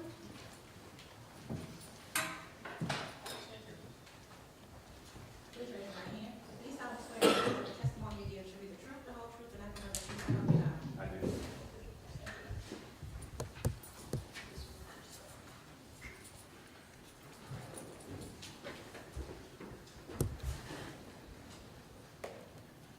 All right, you may proceed. Thank you, Judge. Good afternoon. Afternoon, sir. Please introduce yourself to the jury. Yes, I'm Detective Thylapper, Jacksonville Sheriff's Office. Detective Thylapper, go ahead and spell your full name for the court reporter and the jury. Yes, first name is Nicholas, last name is Theilacker. And Detective Thylapper, where are you currently employed? Jacksonville Sheriff's Office, And what is your current position? Detective Narcotics. As a narcotics detective, what do your duties include? We investigate narcotics cases, narcotics complaints. Back in July of 2020, were you a narcotics detective with the Sheriff's Office? No, sir. Were you employed with the Sheriff's Office back then? Yes, sir, I was. In what capacity? Patrol, Patrol Zone 4. Now, you mentioned Zone 4. What area of Jacksonville does that encompass? Yes, that's going to be the west side of Jacksonville, from approximately 301 to St. John's, I-10 to 295. How long were you a patrol officer in Zone 4? Approximately 2 years or so. In total, how many years do you have at the Jacksonville Sheriff's Office? A little over 5.5 years. Before working as a Zone 4 patrol officer and a narcotics detective, did you hold any other positions with the Sheriff's Office? I was in a Zone 3 patrol. All right. So, patrol officer and then a narcotics detective. Correct. All right. As a patrol officer, what did your duties include? Handle calls for service, any kind of violent calls, proactive policing, When you say calls for service, what do you mean by calls for service? calls that citizens would call in, whether it be an alarm call or a shooting call. So somebody calls 911, whether it's for a theft, a battery, a shooting, a robbery, you respond. Yes, sir, that's correct. And were you on duty as a Zone 4 patrol officer on July 18, 2020? Yes, sir, I was. All right. And were you dispatched to a shooting that took place at the Wawa located at 6787 Wilson Boulevard? Yes, sir, that's correct. And did you respond to that location? I did. All right. And is that located in Duval County? Yes, sir. All right. And when you responded, were you one of the first officers that arrived on scene? Yes, I wasn't first, but I was one of the first. All right. And did you respond in your JSO marked patrol car with blue and red lights on the top? Yes, sir. In your full uniform? Yes, sir. And you were in a JSO uniform, That's correct. obviously different than what you're wearing today. That's correct. All right. Do you recall approximately what time you received the dispatch to respond? Yes, it was approximately 11:45. All right. And did you arrive at approximately 11:48 p.m.? Yes, sir, that's correct. So it took you approximately 4 minutes to respond? Yes, sir. All right. What did you observe when you arrived on scene? I observed a black female laying on her back behind a vehicle that was in some type of distress. All right. And that was in the parking lot of the Wawa? Yes, sir. All right. Had you ever seen that black female before? No, sir. Did she appear to be an older black female or younger? Younger. And you mentioned that she was in some type of distress. Can you kind of describe to the jury what type of distress? Yes, it appears to have been suffering from a gunshot wound. Now, at that time, did you see evidence of a gunshot wound? At that particular time, no. All right. Why did it seem like maybe she had been inflicted by a gunshot wound? She was completely unresponsive on her back. Coincides with the shooting call out with dispatch. All right. Did you observe any blood? Not at this point in time. All right. And you mentioned that she was unresponsive. Did you notice a pulse? So when I went up to went up to the victim, I was advised that she had a pulse, but she was not breathing. And were you near the victim? Yes, How close? extremely close, Uh, right next to her. sure. You could literally reach down and touch her? Yes, sir. Did you observe a pulse? I did not personally. All right. Was she able to communicate at all? No, no, sir. Did you hear any noises or sounds coming from her? No, sir. Were there any other officers on scene? Yes, Officer Maddox, and I Okay. believe Officer Parker. All right. And Officer Maddox, where was he? When I first arrived, he was somewhere around the vehicle, and he told me that the vehicle needed to be secured because there was a firearm in there. All right. And when he alerted you that the vehicle needed to be secured, how did you react? I told him I'd assist him, which I did. I ended up securing the driver's side door. And this vehicle that he alerted you to, do you recall what type of vehicle it was? It was a silver Hyundai SUV.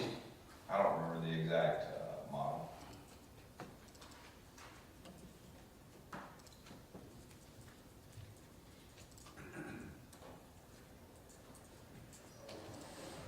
I am referring you to State's Exhibit 6 in evidence. Do you recognize this photograph? Yes, sir. And specifically, do you recognize the vehicle in the photograph? Yes, sir. And how do you recognize the vehicle? That was the vehicle that was parked in the parking spot, and the victim was laying right to the back side of it. Is this the vehicle that you secured? Yes, sir. All right. And explain to the jury how you secured the vehicle. The doors were unlocked, and if I'm remembering correctly, the window was slightly down, so I raised the window up, helped lock the doors, and shut the door. All right. And were you able to observe a firearm in the vehicle at that particular moment? I did not, no, sir. All right. At some point in time, you were alerted that there was a firearm in the vehicle. That's correct. And where was that firearm located? On the front passenger seat. Okay. And did you touch or disturb that firearm in any way? Not at all. Okay. After the vehicle was secured, what did you do next? That's when I went over to the victim and started rendering aid. And I am referring to State's Exhibit 7. Do you recognize State's Exhibit 7? Yes. And what area do we see here in State's Exhibit 7? This is going to be the right rear of the vehicle. All right. And is this approximately where the victim was located? Yes. All right. And you said that you tried to render aid. What did you do? Yes. When I first went over to her, I was told that she had a pulse, but she wasn't breathing. So I inserted a nasopharyngeal, which is an airway through the nose.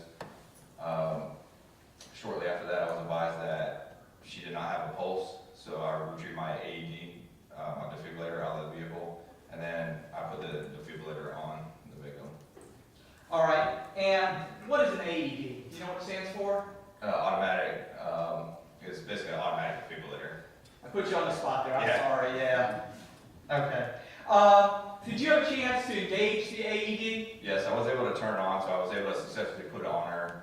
It did go through a cycle before it was stopped. All right. Do you know if that resuscitated her at all? No, it did not deliver a shock or anything like that.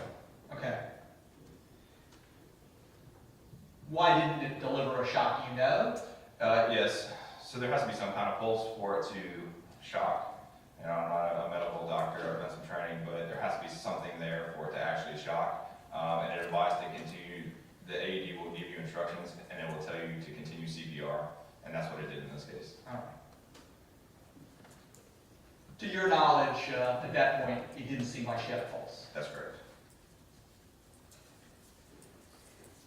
And did you continue to attempt to render aid? So when the AED went through its first process, the JFRD arrived on scene.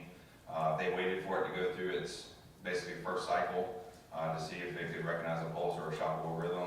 As soon as it went through that cycle, JFRD immediately took over. All right. And once JFRD responded and took over, is that when you kind of backed off? Yes, I was able to unplug the AED from the machine, and then I assisted loading the victim on the stretcher. All right. Your Honor may have a moment. Okay. I don't have any further questions. Any cross? There you are. May this witness be excused? You may. All right, thank you. Detective, you are excused. Feel free to go. Thank you, Your Honor.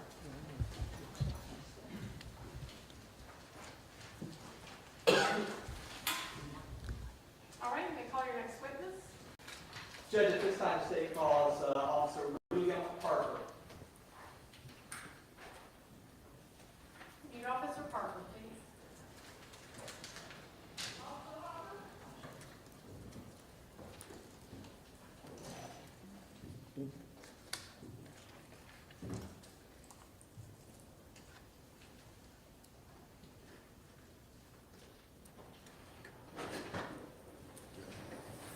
All right, officer, if you'll come forward and be sworn.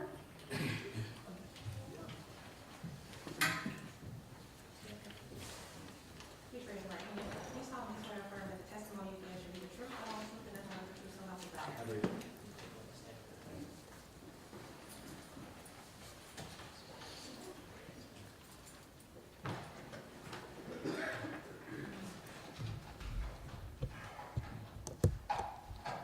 All right, you may proceed. Thank you.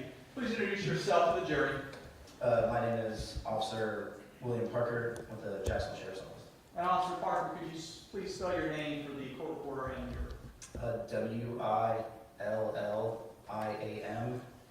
WILLIAMPARKER. And you mentioned that you were employed with the Jacksonville Sheriff's Office. In what capacity? As a police officer. And how long have you worked as a police officer with the Sheriff's Office? Almost 6 years. All right. And back in July of 2020, what was your position with the Sheriff's Office? I was a patrol officer. In Zone 4? Yes, in Zone 4. All right. And were you on duty as a patrol officer on July 18th, 2020? I was. And were you dispatched to the Wawa located at 6787 in reference to a person being shot? I was. And do you recall what time you were dispatched to the Wawa? 11:46 p.m. All right. And how long did it take you to respond? Approximately 2 minutes. All right. So you got there approximately 11:48 p.m. Correct. All right. And what did you observe when you arrived on scene? When I arrived on scene, I observed a small crowd in the parking lot in front of the business. And did you observe anyone on the ground? Yes, I did. And kind of explain to the jury what you observed. I observed what appeared to be a black female laying on the ground, being rendered aid from an officer and a citizen. All right. And were you wearing a body-worn camera that night? Yes. All right. And was it working that night? Yes. All right. And did it record what you observed when you responded on scene? It did. And have you reviewed the recording before testifying here today? I have. All right. Now, before I play the body-worn clip, can you kind of explain to the jury how it operates, how it works? In other words, is it recording all the time? How's it activated? Go ahead. So when our body-worn cameras are in standby mode, which they are when we are working, it's constantly recording a video 30 seconds. Every 30 seconds, it starts over, records 30 seconds again, no audio. When you tap the middle button here on the body camera, it starts recording live audio and video, and it saves the prior 30 seconds of video. So when you start recording, you will have 30 seconds of just video prior to the activation, and then audio and video from the activation point forward. All right. So I'm going to hit play on this video. The first 30 seconds, are we going to hear any sound? No, Why not?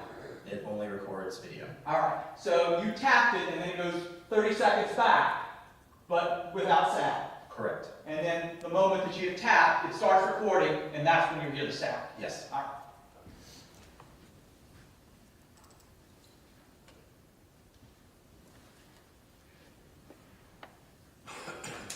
So this is you driving to the scene, right? Correct. And we all wish gas was still $1.99.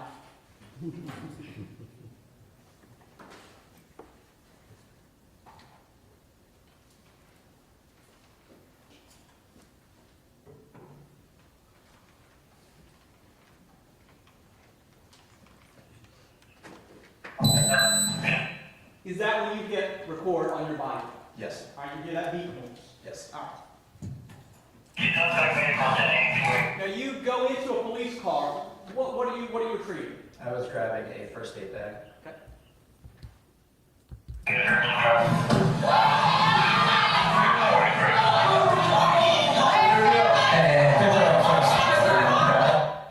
Now this gentleman here, is he a police officer? He is not. All right. Have you ever seen that man before? No. What is he directing you to do? He's directing me. Oh, I'm sorry, I didn't hear. I believe he's directing me towards the defendant. Okay. This female here? Yes. Okay. Ever seen her before? No. Hey, is she under arrest? Now, we hear you say something. What do you ask? I was asking if she was under arrest. And who are you asking that? I'm asking Officer Maddox. All right. And he's one of the other officers that we see? Yes. Do you recall his response? I do not recall his exact response. Would you detain this defendant? Yes. And you detain her how? I place her in handcuffs. All right. That doesn't mean that she's under arrest. No. Okay. She cooperative with you? Yes. I mean, she doesn't try to flee, right? No. All right. She puts her hands behind her back just like you asked her to. Yes.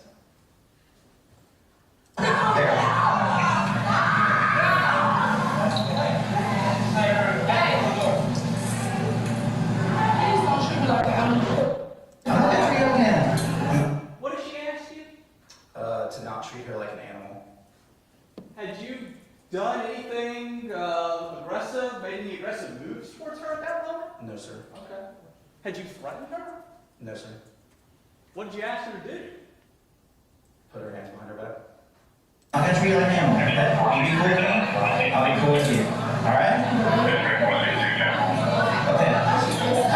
Hold on a sec. Just hold on a sec. Hold on a sec. I'll talk to you in a sec, alright? Here, let's go. No, let's go over here. We're gonna go in my car. I got it.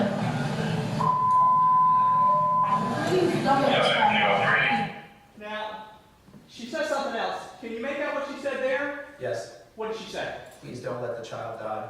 Okay. The child died. Yes. I'm trying to help, alright? Just hang tight, alright? Have a seat, alright? Have a seat.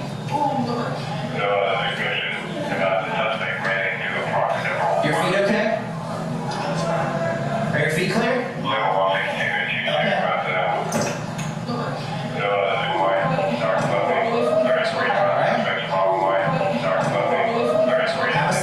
right there, minute 34 in the video, she says something just before she gets in the car. What did she say? It sounds like she said I could have walked away from this situation. Let's play it again. Just hang tight, alright? Have a seat, alright? Have a seat.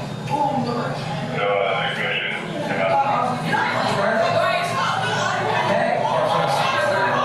Put her up close. Hey! Is she under arrest? Right there, when you initially make contact with her, she says something to you. Do you recall what she says, or can you make out what she says? It sounds like she's telling me she's either has a concealed carry permit or she has a licensed firearm. Okay. So that's what she wants you to know first. Yes. Okay. Be cool with you, alright? Okay. Hold on. Now right there at 107, 108, she makes another another statement to you. Can you make out what she says there? I could not make it out. Okay.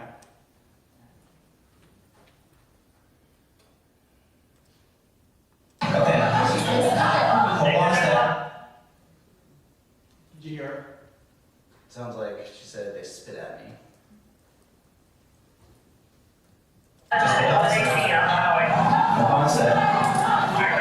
I'll talk to you in a second, all right? Here, let's go. No, let's go over here. Here, I go in my car. I got it.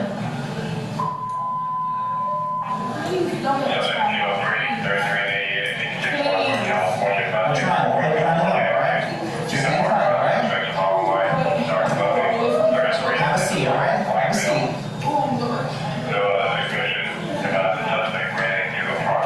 Your feet okay? Are your feet clear?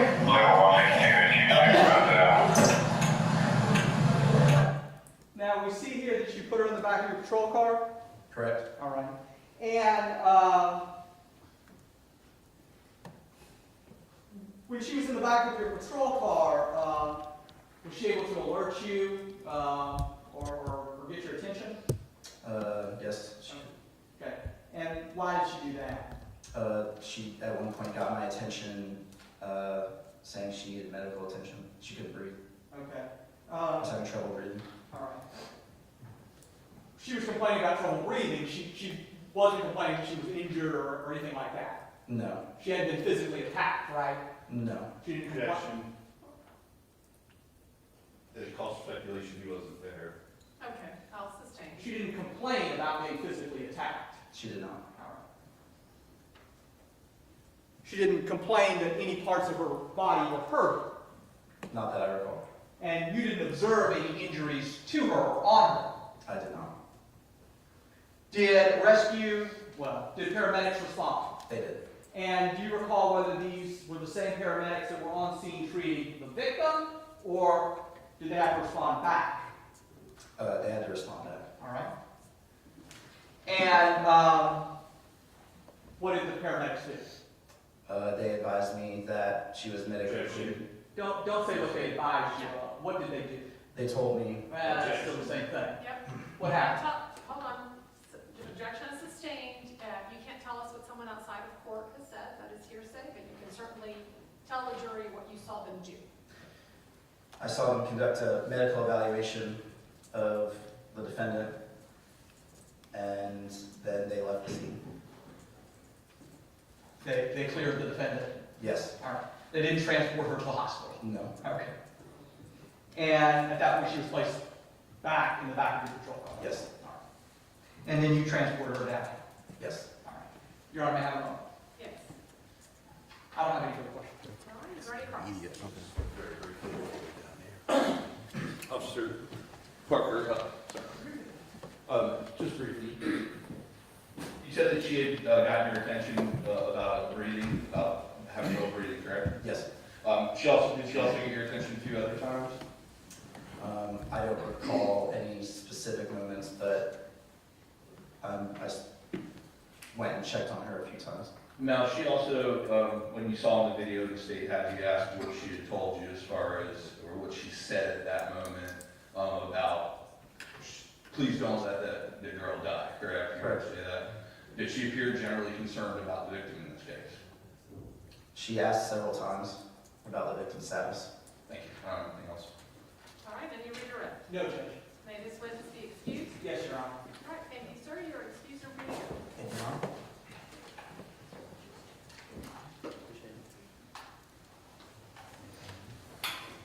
All right, State, you may call your next witness. Trying to say call Detective Lane.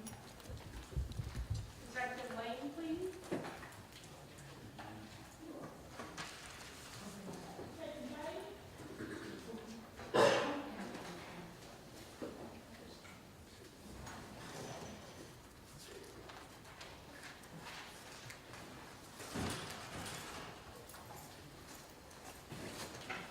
All right, Detective, you'll come forward and be sworn. Put your right hand. You solemnly swear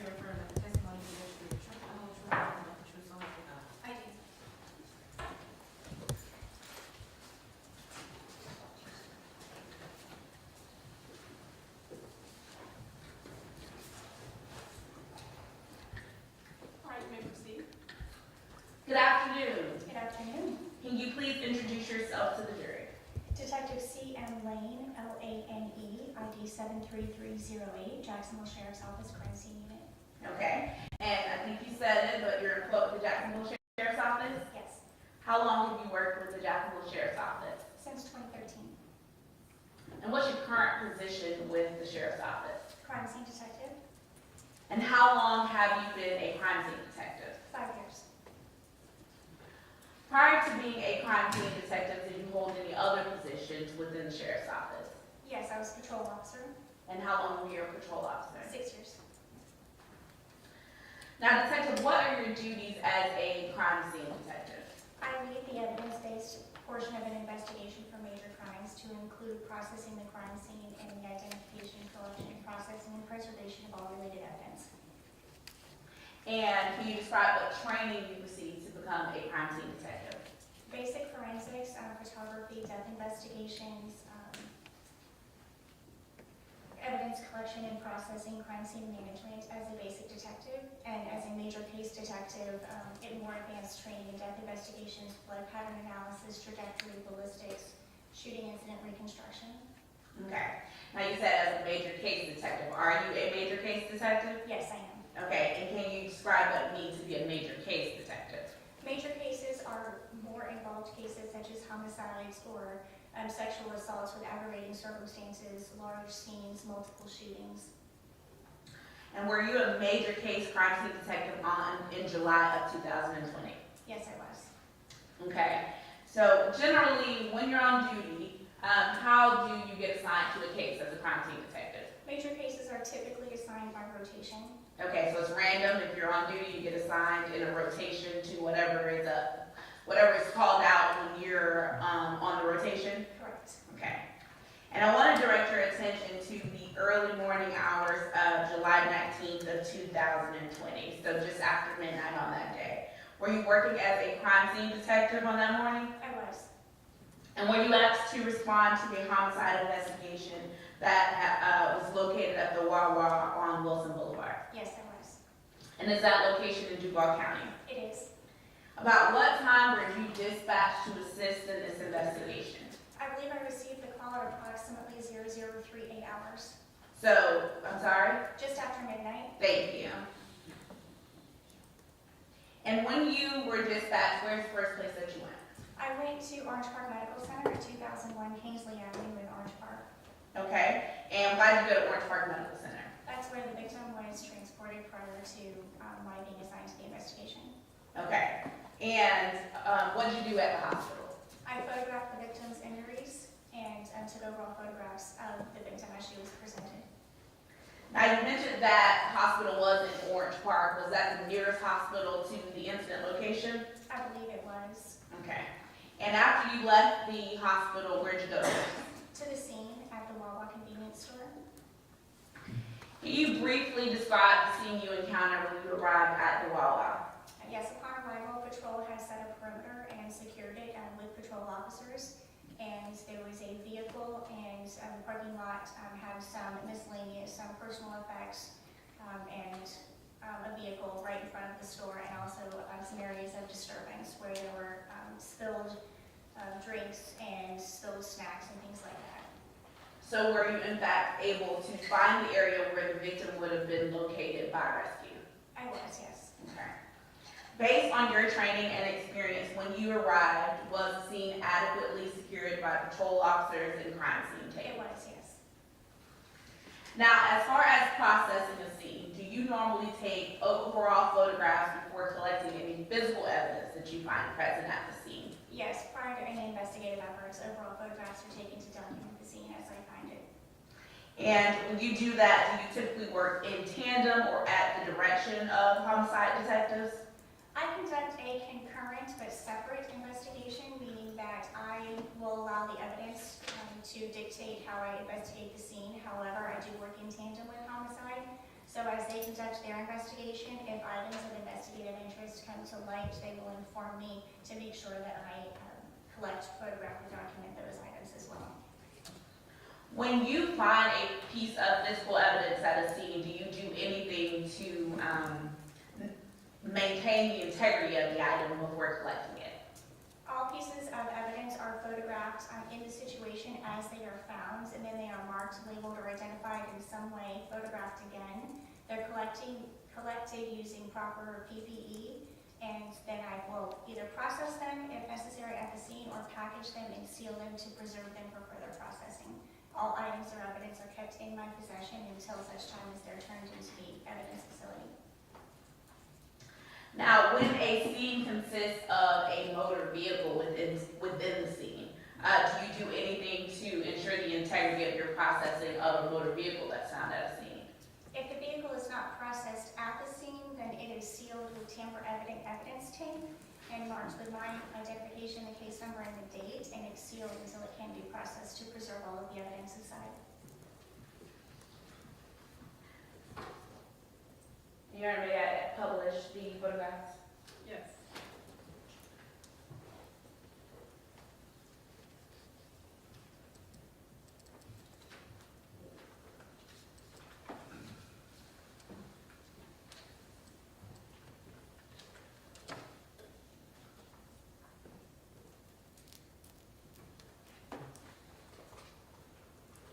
Now, Detective Blade, I'm showing you what's been entered into evidence as State's Exhibit 3. Do you recognize this exhibit?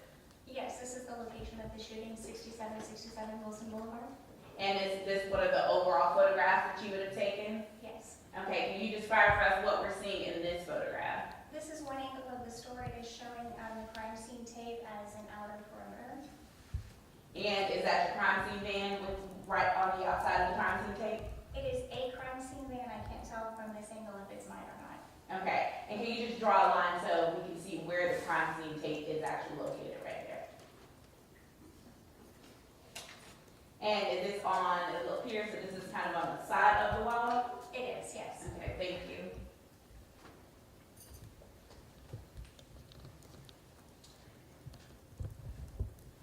State's Exhibit 4, is this a photograph you took of the front entrance to the Wawa? It is. Okay, and the vehicle that you mentioned was located within the scene. Do you see that vehicle in the photograph? And if so, can you circle it? I do. Okay, and so there's the vehicle right there, right in front of the door? Correct. Okay, thank you.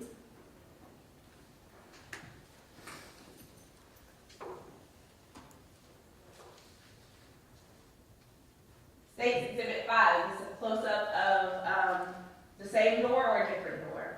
This is the main entrance that was visible in the previous photograph. Thank you.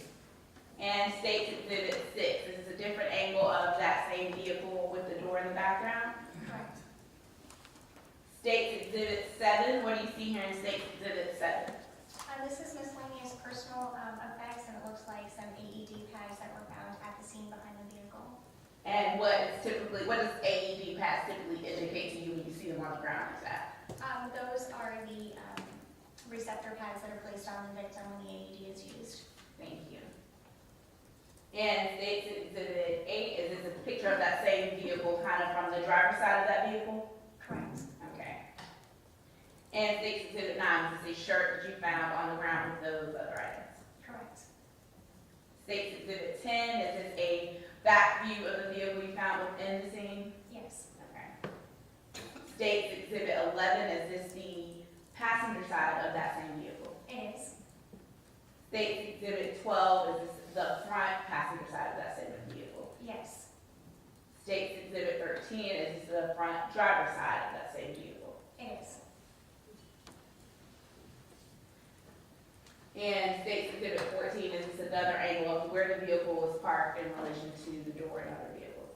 Yes. Okay. Now, State's Exhibit 15, I see some yellow things that are kind of on the ground that weren't there in your previous photographs. Can you explain for the jury what those are? Those are evidence markers. Each one is individually labeled with a number and placed on individual pieces of evidence for reference purposes, so that we can refer to each evidence as a number for clarification. Okay, so you're photographing the placards where they are next to items that you saw in the previous photos. Correct. Okay. Now, in this Wawa parking lot, did you locate any firearm casings? I did. Okay, and what's a casing? A case, well, a cartridge is what is typically referred to as a bullet. It's a live projectile. The casing is the metal cylinder that is left over after the bullet is fired and previously held the projectile, the primer, and the powder. And it's what is ejected from a semi-automatic pistol when it's fired. Okay. And can you see in this photograph, based on the placards, where you would have located that casing?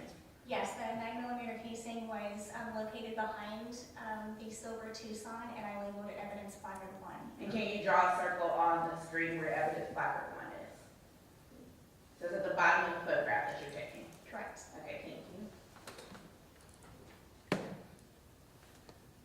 State's Exhibit 16, is this another view or close-up view of that same casing you found? It is. And State's Exhibit 17. What is that? That is the head stamp of the casing. Your Honor, did you collect that casing from the scene? I did. Okay. And can you explain how you would have done that? Yes, it's collected using clean PPE, photographed as you see, and it's individually placed in its own package and preserved for further ballistics processing. Okay. Your Honor, may I approach the witness? Yes.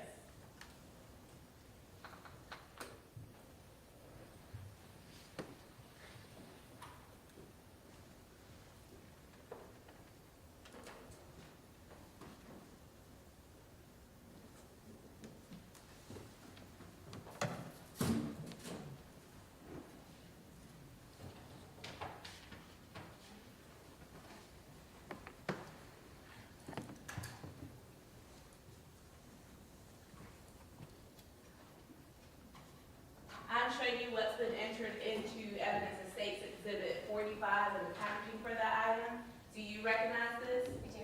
Okay. And is this how you would have packaged 9mm casing on that night? Yes, prior to being placed in the larger envelope, it would have been sealed in its own individual small envelope, yes. Okay. And does it appear in the same or substantially the same condition as when you collected it from the scene? Yes. Okay. And Your Honor, may I publish it to the jury? Yes.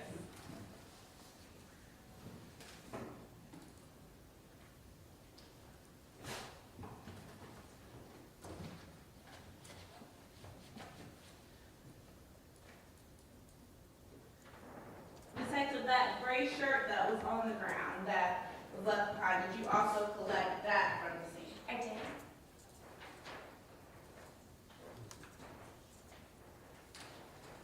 Your Honor, may I approach the witness? Yes.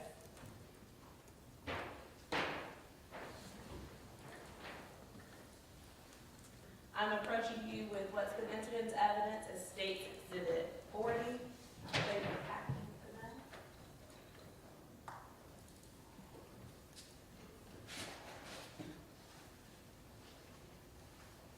Can you take a moment to look at that exhibit? Okay. And is this the shirt the gray shirt that you collected from the ground? It is. Thank you.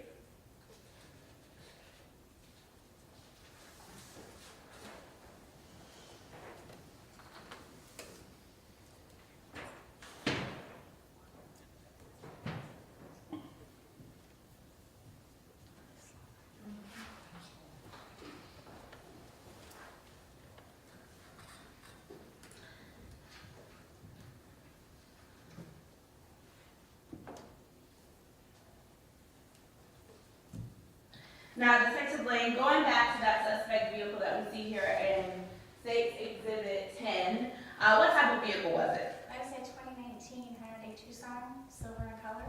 Okay, and what type of vehicle is a Tucson? Is it a sedan? SUV. An SUV? Yes. A small one or a big one? How would you describe its size? I would say it's a mid-size SUV. Thank you. And was that sealed and towed or processed at the scene? It was sealed and towed to our secure warehouse. Okay. Did you take any photographs of it prior to the sealing? I did. Can you explain that process? Overall, photographs are taken of the vehicle to first document the make, model, color, and overall status of the vehicle, and then it's taken in situation to show it in proximity in relation to everything else at the scene. Once it is sealed, the photographs are taken of each individual seal and it's sealed at every potential opening. So do you photograph it before and after the sealing? I do. And Detective, what are we seeing here in State Exhibit 18? This is a photograph from the exterior of the vehicle to the interior taken at the scene. And the photograph is to depict the firearm that is located in the front passenger seat. Did you later process that vehicle further at the JSO warehouse after the detective obtained a search warrant? I did. Okay, and where's the crime scene warehouse located? That is at 1089 Main Street. And then it states Exhibit 20, a picture of the vehicle when it's being towed? Yes. And states Exhibit 21, is this one of those photographs for taking pictures of the seal at the warehouse? Yes, once it's delivered and entered into inventory at the warehouse, photographs are taken of the seals to show that they remained intact during transport and taken again prior to any processing. Okay, so when you got to the warehouse, were the seals still intact? Yes, And did you search that entire vehicle for items of evidence? I did. Now going back to the firearm that was on the passenger seat, it states Exhibit 22 on the photograph of that firearm on the front passenger seat. Yes, And did you collect that firearm from the vehicle? I did. Okay, when you collected the firearm, what type of firearm was it? It was an SCCY Industries 9mm semi-automatic pistol, and I believe the model is CPX2. Okay, and did it have any ammunition inside of the firearm? It did. It had 8 live rounds in the magazine and 1 live round in the chamber. And is Exhibit 23 another photograph of that firearm? It is. Okay, what's the purpose of taking the the photograph of the firearm in this manner? This is taken with scale to show the size of the firearm. It's marked as evidence A. That's how I've identified it throughout my report. And the magazine has been removed from the magazine well to show that it was loaded at the time. And State's Exhibit 24, what are we seeing in this photo? These are the live rounds that were downloaded from the magazine. And State's Exhibit 25. That is the live round that I downloaded from the chamber.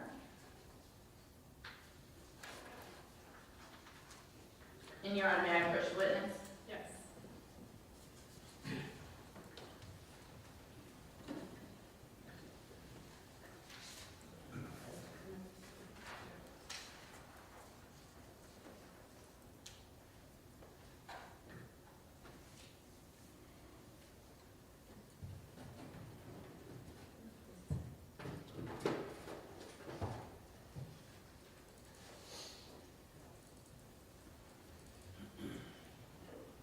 Detective, I'm approaching you with what's been entered into evidence as State's Exhibit 37.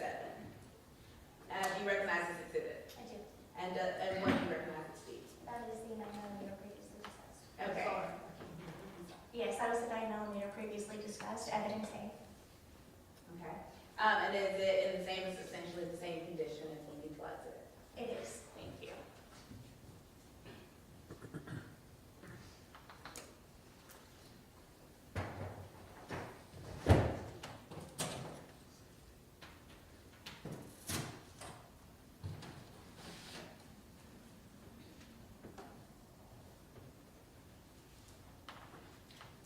And Detective, I'm showing you what's been entered into evidence as State Exhibit 38 and 39. Do you recognize these exhibits? Ma'am? Yes, ma'am. Yes, these are the rounds that were downloaded from the magazine. And was that, and can you state the number for the Yes, 8. And 38? I'm Is sorry? that 38? Oh, evidence 38? Yes, ma'am. I've listed it as evidence A. But I'm saying, the number that you're looking at that you said is the live rounds, is that Oh, yes. State Exhibit 38? Yes, it is. Thank you. Sorry. Okay. And this is exhibit 39. This is the line round that I downloaded from the chamber. Thank you, ma'am.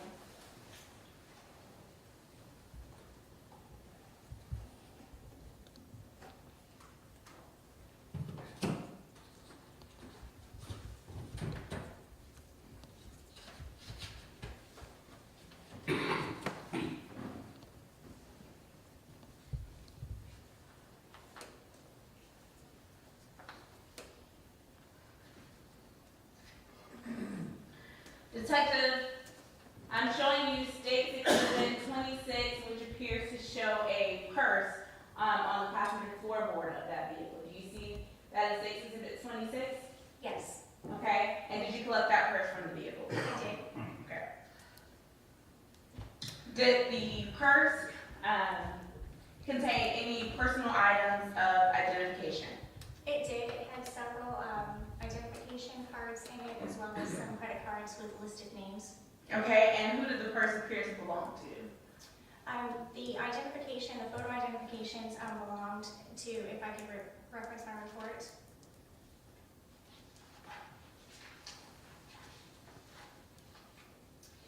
So the photo identification and some of the credit cards belonged to a Shaetavia Cooper. There were 2 credit cards that belonged to another person.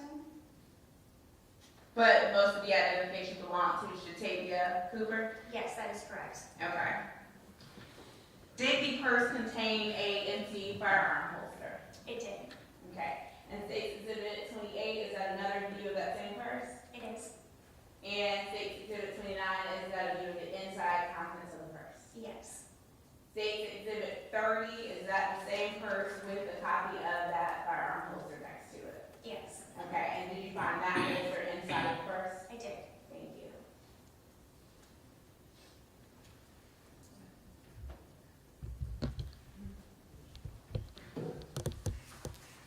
Your Honor, may I approach the witness? Yes.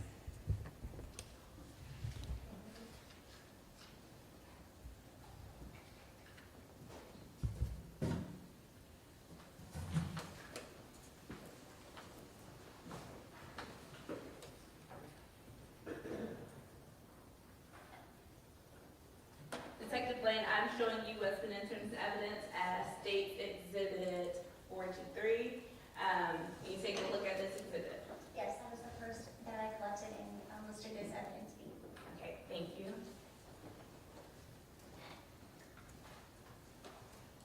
Bravo, yes, ma'am.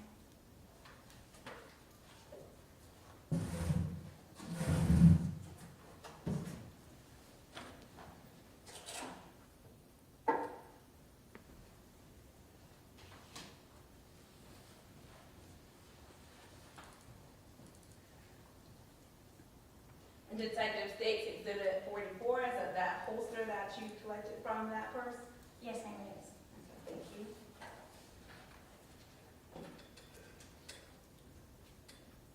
And States Exhibit 48, is that one of the identification cards or licenses that you found inside of that purse? What is it? That is a concealed firearm license for the state of Florida. Thank you.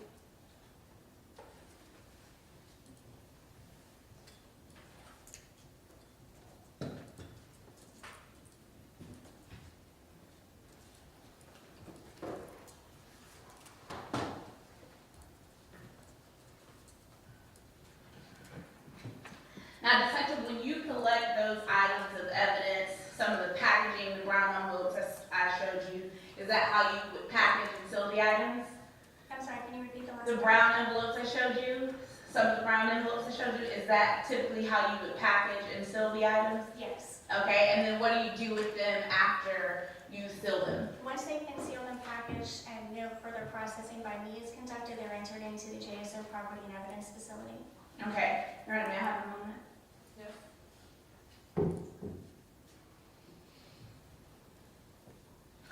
Detective, did your processing at the warehouse and submitting those items to the JSO crime warehouse, evidence warehouse, complete your involvement in this case? Yes, it did. Thank you. I have no further questions at this time. It's already crossed.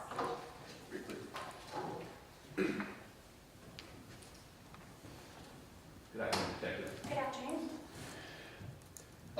Evidence B, which you listed as the purse, you indicated that you found that on the floorboard of the vehicle, correct? Yes, sir. And you've already testified that one of the items, you said that there was identification, multiple forms of identification, correct? Inside the purse. Correct. Yes. Was one of those Florida driver's license for Shaetavia Cooper? There was a Florida learner's permit, yes. Okay. And was there, in the state just, Judge, may I approach? Yes. The state just showed you a concealed carry permit. If you could you just tell the jury who's the registered, the person who's registered that card? Yes, it's a Shaetavia Cooper. Thank you. And were there also debit cards or MasterCard debit card with their name on it? Yes, I do have a list of the contents. I would have to reference my report, but there was the learner's permit, the concealed carry permit, and some credit debit cards and an EBT card, I believe. Forms of payment. Yes. I don't have any answer. All right, is there any redirect? No, Your Honor. May this witness be excused? Yes, Your Honor. All right, detective, you're excused for video. Thank you.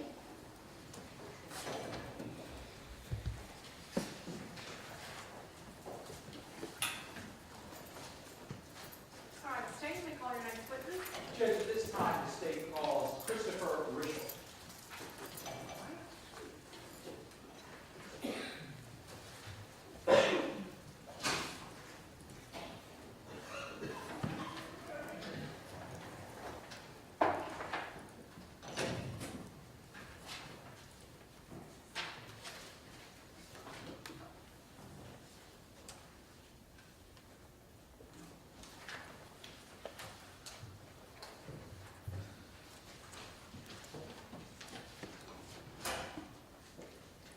All right, Mr. Rushel, if you'll come forward and be sworn.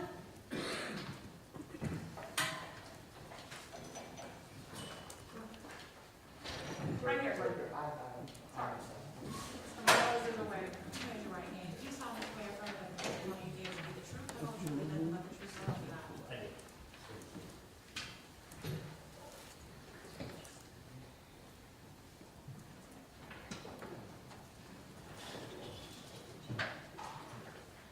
All right, you may proceed. Good afternoon. Good afternoon. Please introduce yourself to the jury. My name is Christopher Rischel. And Mr. Rischel, spell your name for the court reporter, please. First name Christopher, Chrisstopher. Last name Rischel, Rishel. And Mr. Rischel, how are you employed? I'm a crime laboratory analyst supervisor, and I supervise the firearms and crime scene sections for the Florida Department of Law Enforcement in the Jacksonville Regional Operations Center. How long have you been a crime analyst with the Florida Department of Law Enforcement? I was a crime lab analyst for about 8 years. All right. And how long have you been a supervisor in the firearms section? For about 11 months. What do your duties include? So right now I supervise 10 members, 7 members in the firearms section, 3 members in the crime scene section. I assign cases to them, I manage their timesheets, and I release cases. All right. And what is your educational background? I have a Bachelor of Science degree with a major in forensic science from the Pennsylvania State University. All right. And any specific course requirements for your position as a firearms analyst? Yes, so when I was hired, it required a science degree, so something in hard science. Mine was in forensic science. Once I was hired, I was initially in the position of forensic technologist in the firearms section. That included 6 months training in-house related to firearms operability, testing firearms for function, and entering cartridge cases in what is known as NIBIN, the National Integrated Ballistics Information Network. When I was promoted to an analyst, that training program was approximately 18 months long, split up into 2 phases. The first phase was approximately 12 months long. It involved reading literature, development of skills for comparing fire components such as bullets and cartridge cases, using an instrument known as the comparison microscope, and examining fire components to determine if they could be identified to a specific gun. The last 6 months was supervised casework where I worked cases with an examiner. Throughout that training program, there were various written, oral, and practical assessments that I was given. And then at the conclusion, there was a mock trial where I worked a mock case of fake evidence and was asked to testify as to the results of that evidence. At that point, I became certified as an analyst in firearms identification. And in your career, approximately how many firearms and firearm components have you examined? Thousands. And based on those examinations, have you testified in court regarding your analysis? Yes, I have. Approximately how many times? Approximately 95 times. And courts here in Duval County or all over the state of Florida? Duval County and a majority of the counties in northeast Florida, and then some counties scattered around central and the coast, Gulf Coast of Florida. All right. And in this case, did you receive items of evidence from the Jacksonville Sheriff's Office to analyze? Yes, I did. And specifically, did you complete your analysis in September of 2020? Yes, I did. And in terms of items of evidence that you received, did you receive a firearm and one shell case? One fire bullet. One fired bullet. Your Honor, may I approach the witness with Exhibit 37? Yes.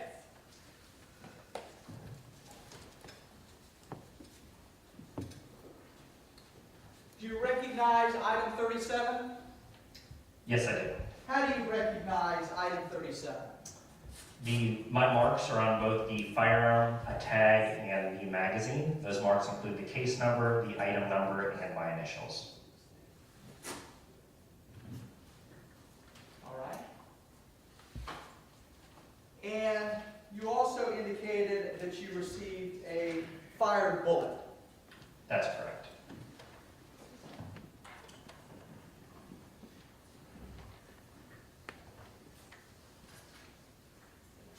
Your Honor, have one. Yes.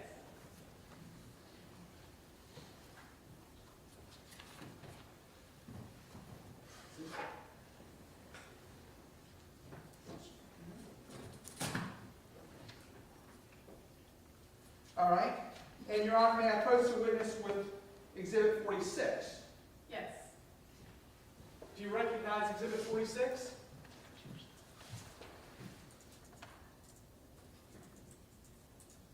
Yes, I do. Okay, how do you recognize it? The marks are on the packaging, around the yellow label, which is affixed to the packaging when it is submitted to the laboratory. My marks include the case number, the exhibit number, and my initials. And were you asked to determine whether that fired bullet was shot from that firearm? Yes, I was. All right.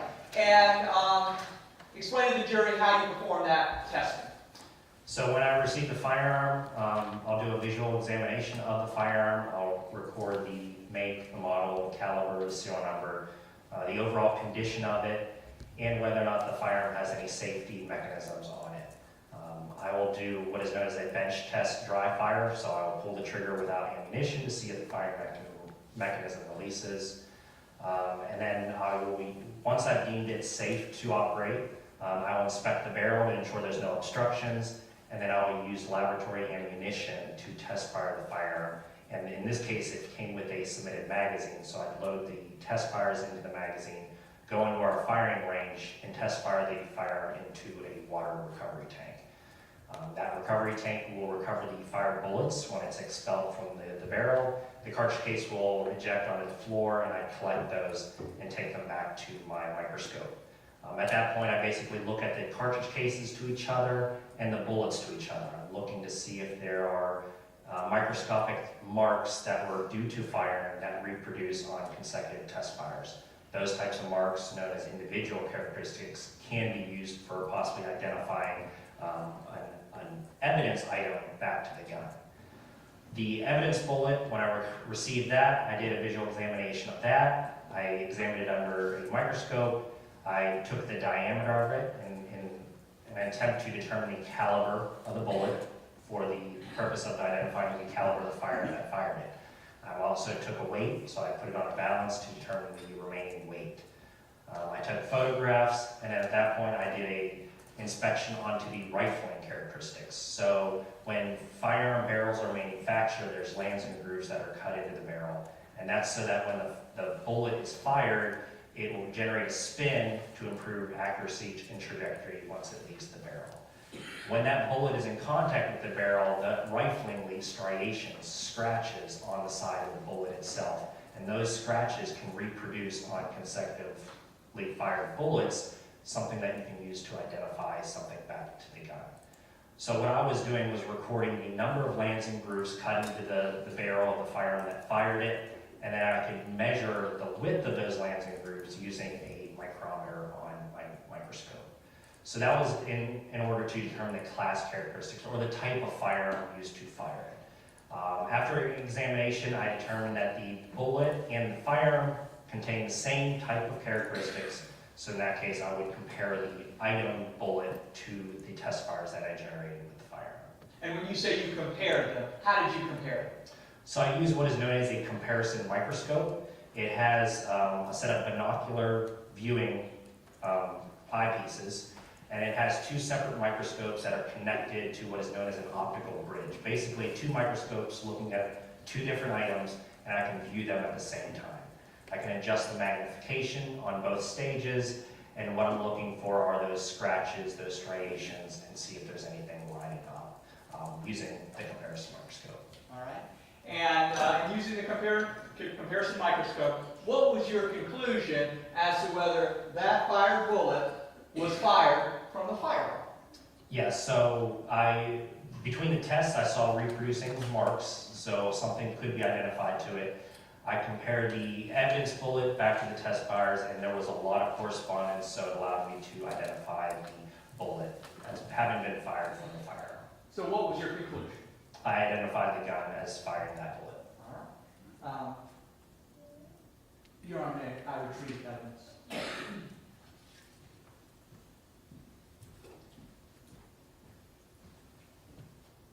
I don't have any further questions. All right, thank you. Any cross? Oh, okay, this witness be excused? All right, thank you, Mr. Bristol. Your excuse are pretty good, sir. Thank you.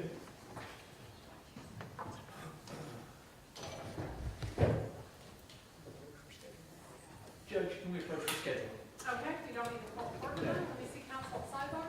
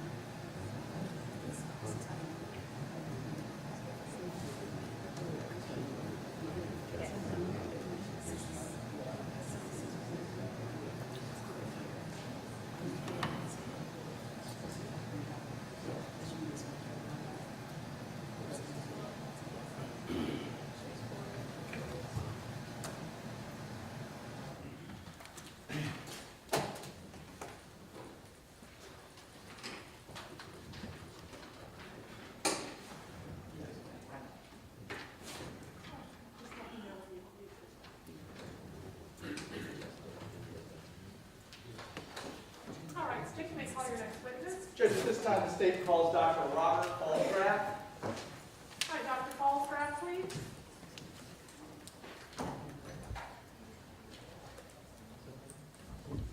While he's making his way through your information, ladies and gentlemen, this will be our last witness for the day, then we are going to break, and then we will reconvene tomorrow morning.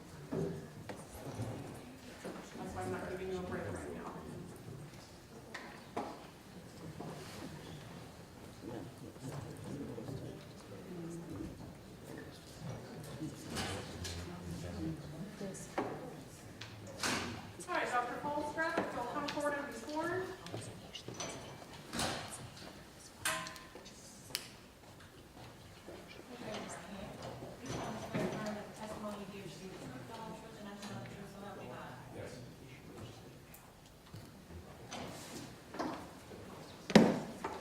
Judge, based on the nature of the testimony, just give us a moment. Okay, thank you.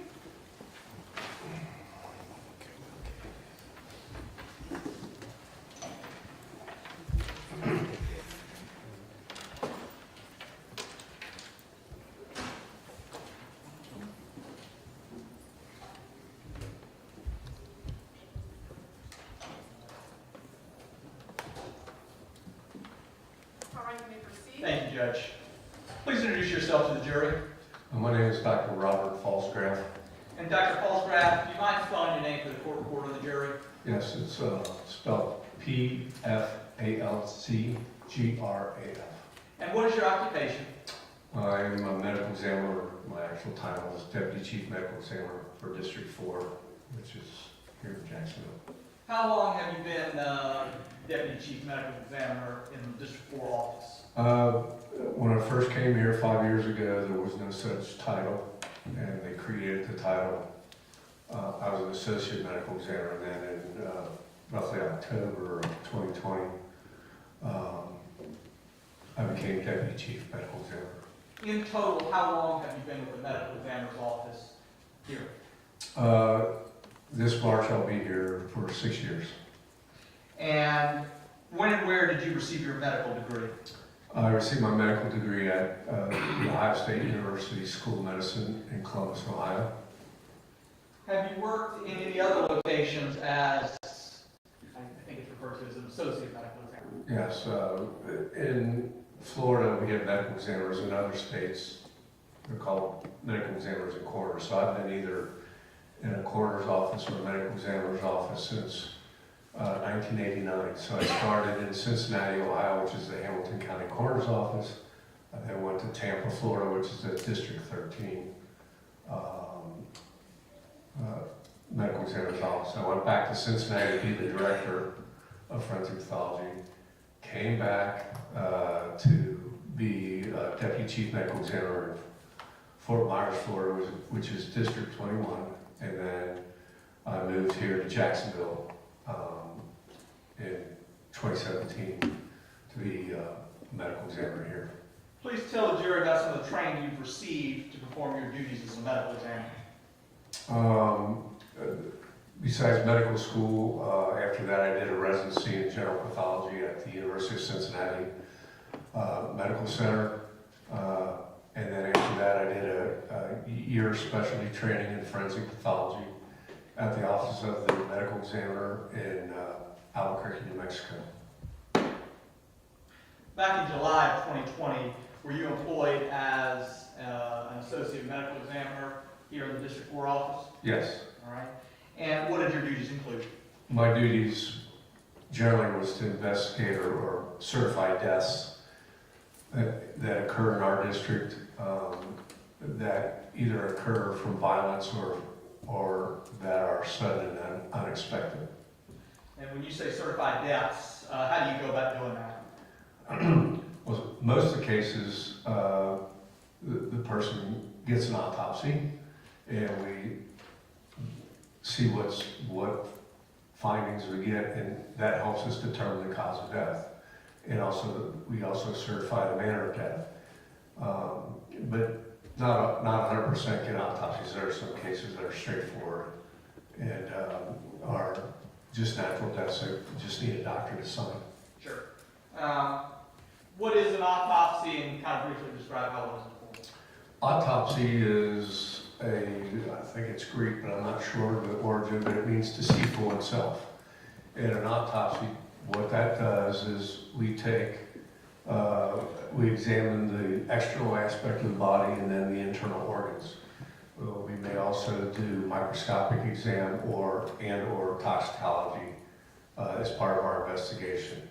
And then we take the autopsy results as well as the circumstances surrounding the death, and we come up, or the medical examiner then certifies the death, both the cause of death and also the manner of death. And approximately how many autopsies have you conducted in your career? I've probably done over 9,000.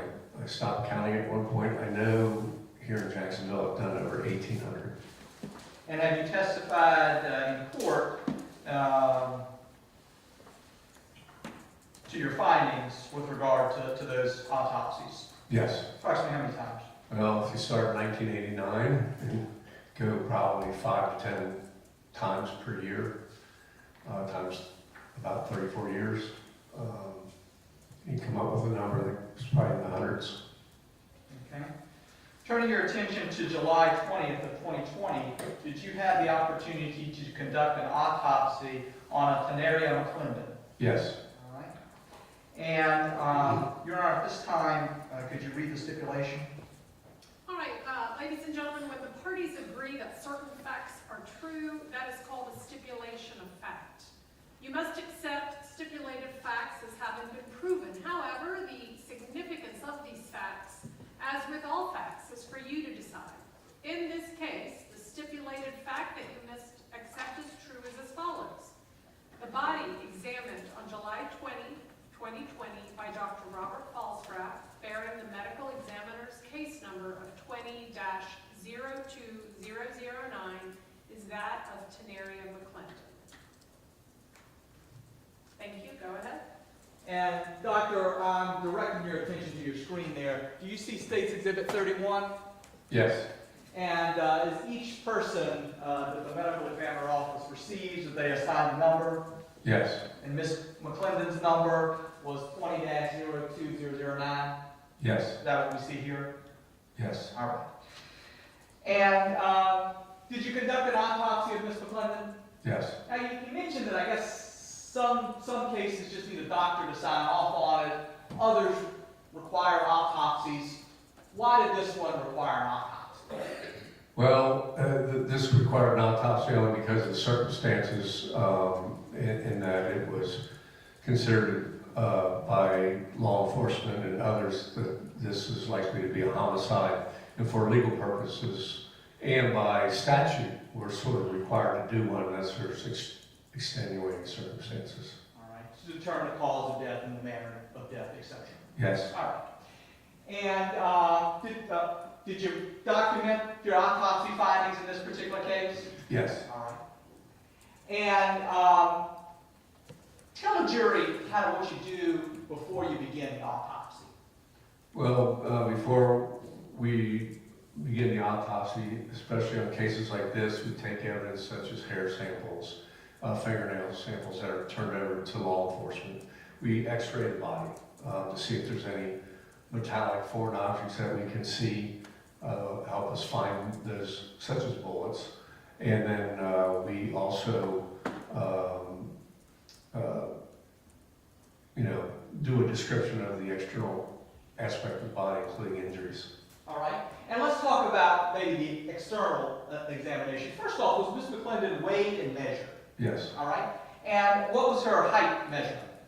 Her height measurement was 67 inches. And 67 inches, is that 5 feet 7 inches tall? Yes. All right.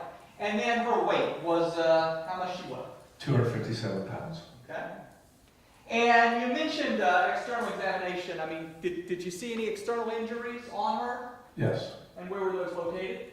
The most obvious was there was a defect in her neck, which was consistent with a gunshot wound,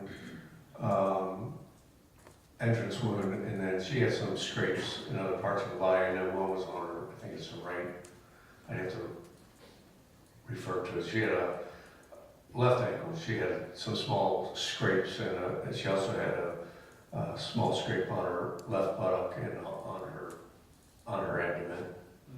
She didn't have any injuries on her hands or anything like that, or knuckles or fists or nothing like that? No. Okay. Now, you mentioned that you took x-rays.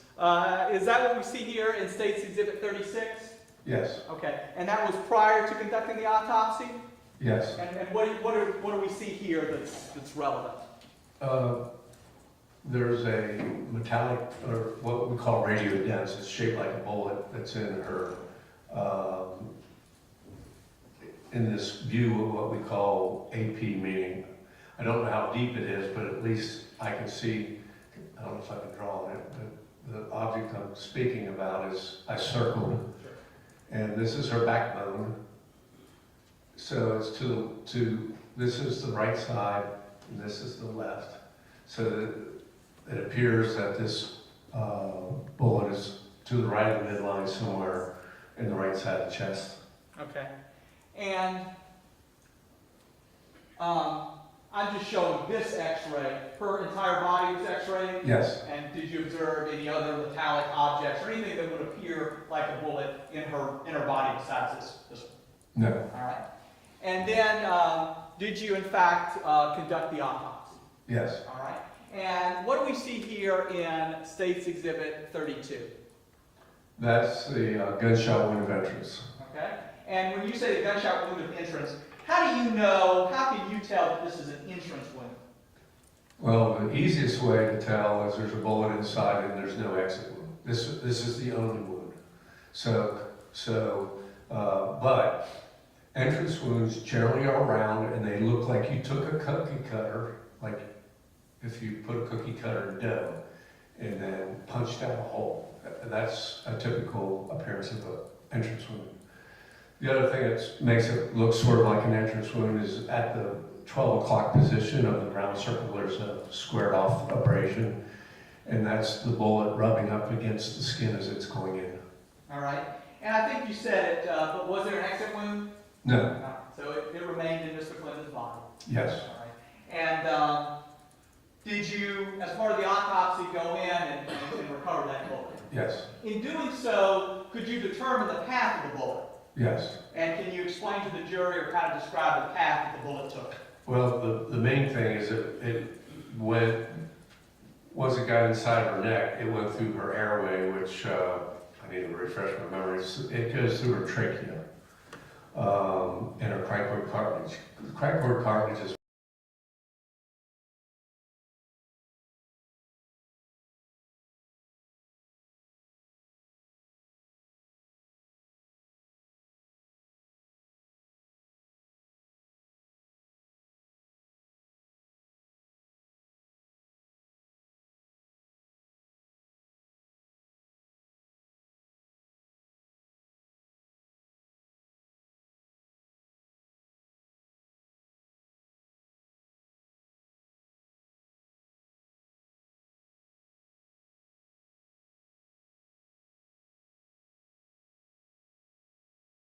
In terms of whether Ms. McClendon, would this have rendered her incapacitated almost immediately? immediately, not almost. As soon as it went through that spinal cord, which would be in the blink of an eye, she would have collapsed because she would have been quadriplegic. And almost certainly, fatal. Yeah, it's fatal. All right. And you recovered the bullet? Yes. And is that what we see here in State's Exhibit 33? Yes. And just a close-up version in State's Exhibit 34? Yes. And Judge, if I may approach the witness with State's Exhibit 46. Okay.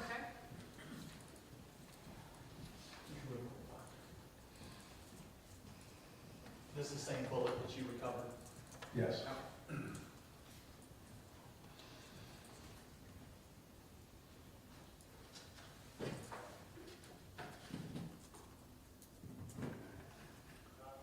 Now, Doctor, in turning your attention back to State's Exhibit 32, are you aware of a term called stippling? Yes. And also, are you aware of a term called soot? Yes. What is soot? Well, there's, besides the bullet, there's other things that come out the end of a weapon. One is gunpowder that's burned. And if that touches the skin, it'll leave a black residue that's called soot. So we know that soot can be seen probably from contact all the way up to maybe 6 inches. All right. So generally you see soot with very, very close contact wounds. Yeah, very close, yes. Did you see any soot in this case? No. What about stippling? What is stippling? Stippling is, the other thing that comes out of the end of a gun is particles of gunpowder. And those particles of gunpowder are partially burned or even maybe unburned. And because they're heavier, they travel farther. When that hits the skin, it's permanent. It's almost, in fact, it's called tattooing. You can't wipe it off. Where soot can be wiped off, stippling cannot. So stippling will leave what looks like someone put pepper on the skin around the entrance wound. And in terms of distance, are you able to kind of estimate the distance shooter is to victim if you see the presence of stippling? In general, stippling means the barrel was within 18 inches. Okay. Did you see any stippling in this case? No.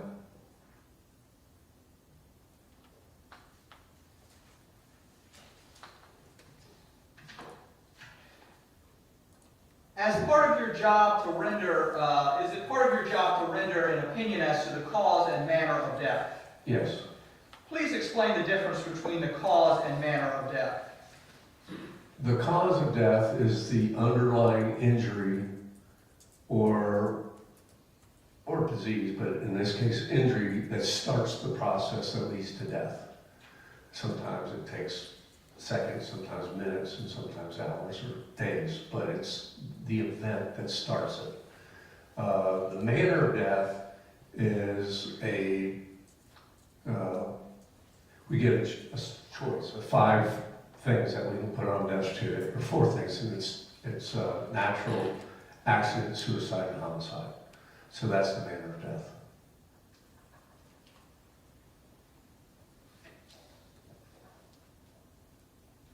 And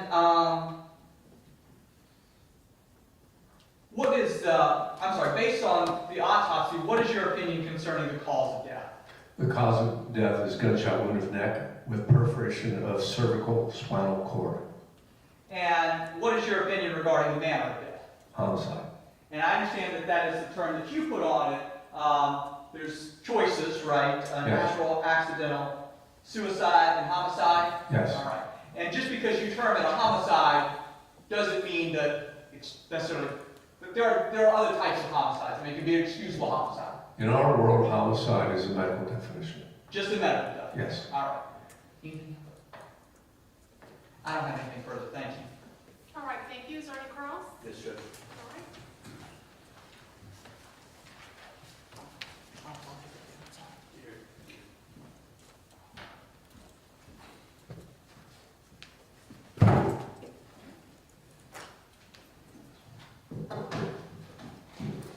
Good afternoon. Good afternoon, Doctor. Good afternoon. And you testified that on direct examination that she was, Ms. McClendon was 5'7", 257 pounds? Yes. Yes. Now, as far as the stippling that you just explained to the jury, as far as the peppering, and you said that generally will occur within 18 inches, is that accurate? Yes. Okay. Does it always leave stippling within 18 inches? In general, with handguns, yes. I mean, I've seen like 22 rifles that don't leave anything, but the other thing that prevents stippling is if you're wearing clothing over that area. So then the clothing has to be examined by a criminalist. I'm not a clothing expert, but if someone's wearing an object of clothing or there's another object in the way, of course the gunpowder is going to hit that object instead of her skin. And did you do an analysis of the clothing to determine whether there was stippling on the clothing? No. And Doctor, through your autopsy, you mentioned that you do a toxicology report? Yes. And why do you do that? Well, part of the reason is it's mandated by the state of Florida to do toxicology on someone who dies within, or someone who's injured within 24 hours of their death. But we still, even in other states, we do it anyway because it may help, or it may not. We just never know. We do toxicology to see what's there and if it can help anyone. Did you get a toxicology report back on Ms. McClendon? Yes. And was there anything in her bloodstream that was illegal? Or Well, there was something there. I mean, we test for all drugs, legal and illegal, and I assume marijuana is still illegal in the state of Florida. So yes, that was there. Well, it's illegal, of course, if you don't have a medical license, right? That's correct. Okay. So, now you said the presence of marijuana was found? Yes, it's called Delta 9 THC. It's the abbreviation given for marijuana. Okay. And Delta 9 THC is basically the principal psychoactive ingredient in marijuana, correct? Yes. And it rapidly leaves the blood, even after and during smoking, correct? Yes, it goes up fairly quickly after smoking, and then it drops down fairly quickly. And usually that's within a few hours, basically, that should be gone. That's correct. So when doing the autopsy and looking at this analysis, would that indicate to you that Ms. McClendon had smoked marijuana sometime within several hours before this happened? Yes. All right. Thank you. All right, Attorney Redirect. Yeah. In regards to marijuana, the marijuana is considered a depressant, right? It's kind of a depressant, but Right. it has different effects on different people. Sure. But a depressant generally lowers the level of someone's arousal, right? Usually, yes. Right. That's different than a stimulant, right?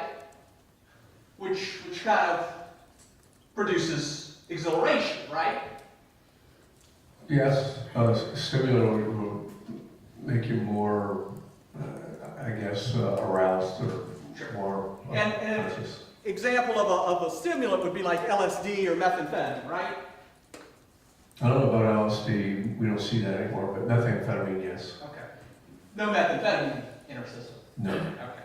No cocaine in our system. No. All right. And in terms of the level of THC, it was 1.4 ng per milliliter. Yes. What does that mean?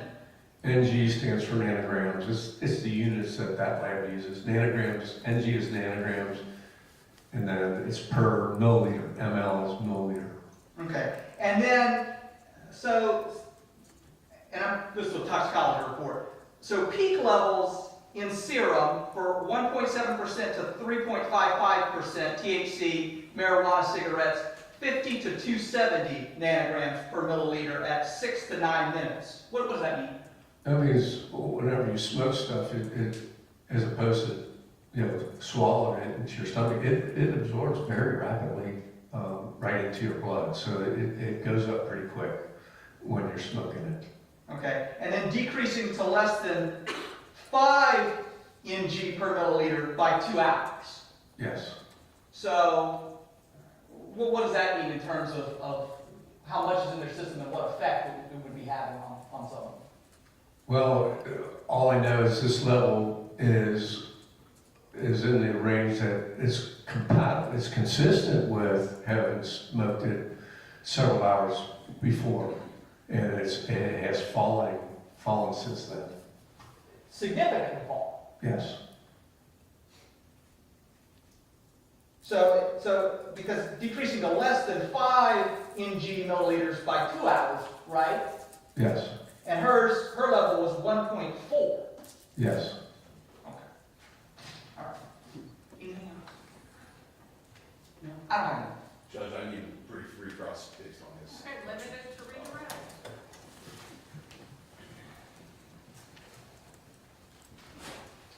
Doctor, when I was looking at the toxicology report, I'm sorry, put this away. Give me one moment. Apologize.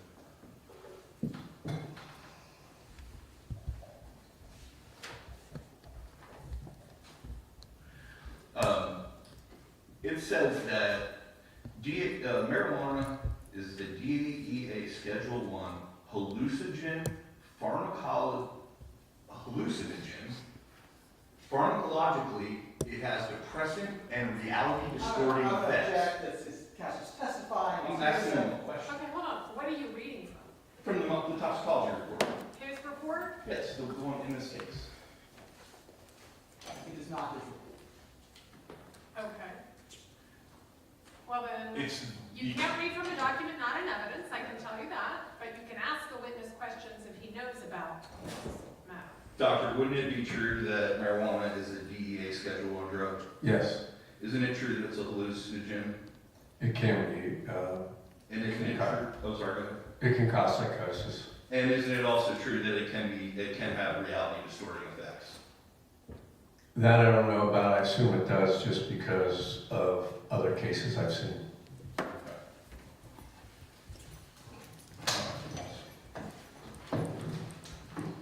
Nothing further, Judge, thank you. Okay, are you done, Mr. Forrest? Yes, sir. May this witness be excused? Yes, Judge. All right, Dr. Holcroft, thank you, sir. You're excused and free to go.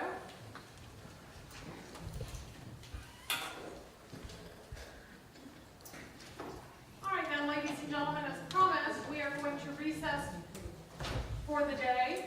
It is 4:30 p.m., and we are going to reconvene tomorrow morning in this courtroom at 9 a.m., where we will continue with the state's case in chief. I'd ask that you please leave your notepads behind. Again, we're going to lock them and secure them, and we'll return them to you tomorrow morning when we reconvene here.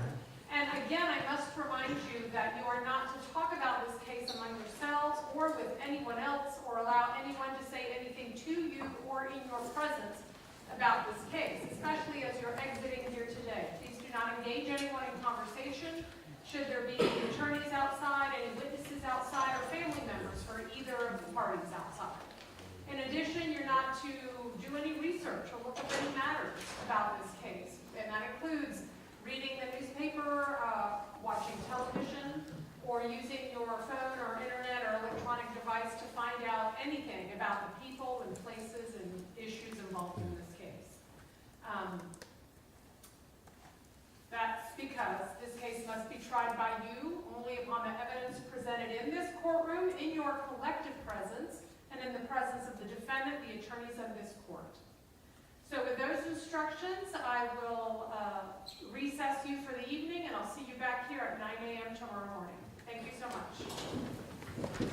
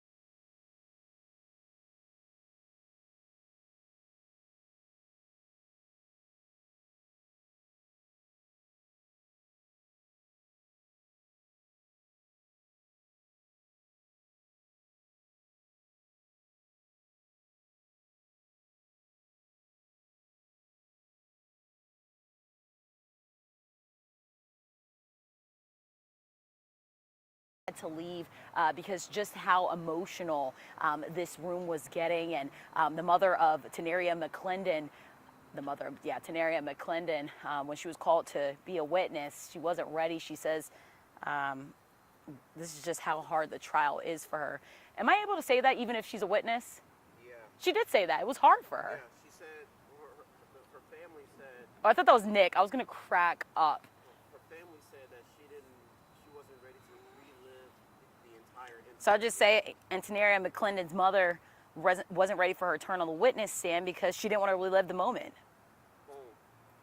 All right, here's the next thing I need you to do for me. Uh-huh.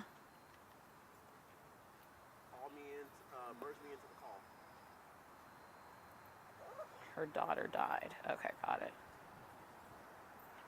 All right, I got you. Tristan, we a good-ass team, bro. We a good team. Let's dance it out. Cha-cha, cha-cha. I'm just kidding. Oh, call my work number. Oh, sorry. My bad. I'm gonna hang up. Okay, cool. Let me see. I don't think I saved your work number. Can you just text me, hey? I have your number, but I didn't save it, I don't think. No, you're good. Maybe I did. I feel like I love getting long hair than short because everybody's like, dang, what she do with it?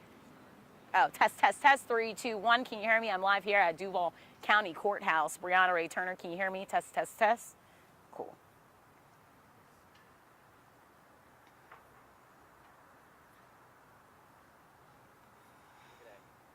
The sun's facing directly at you. It sure is. Good.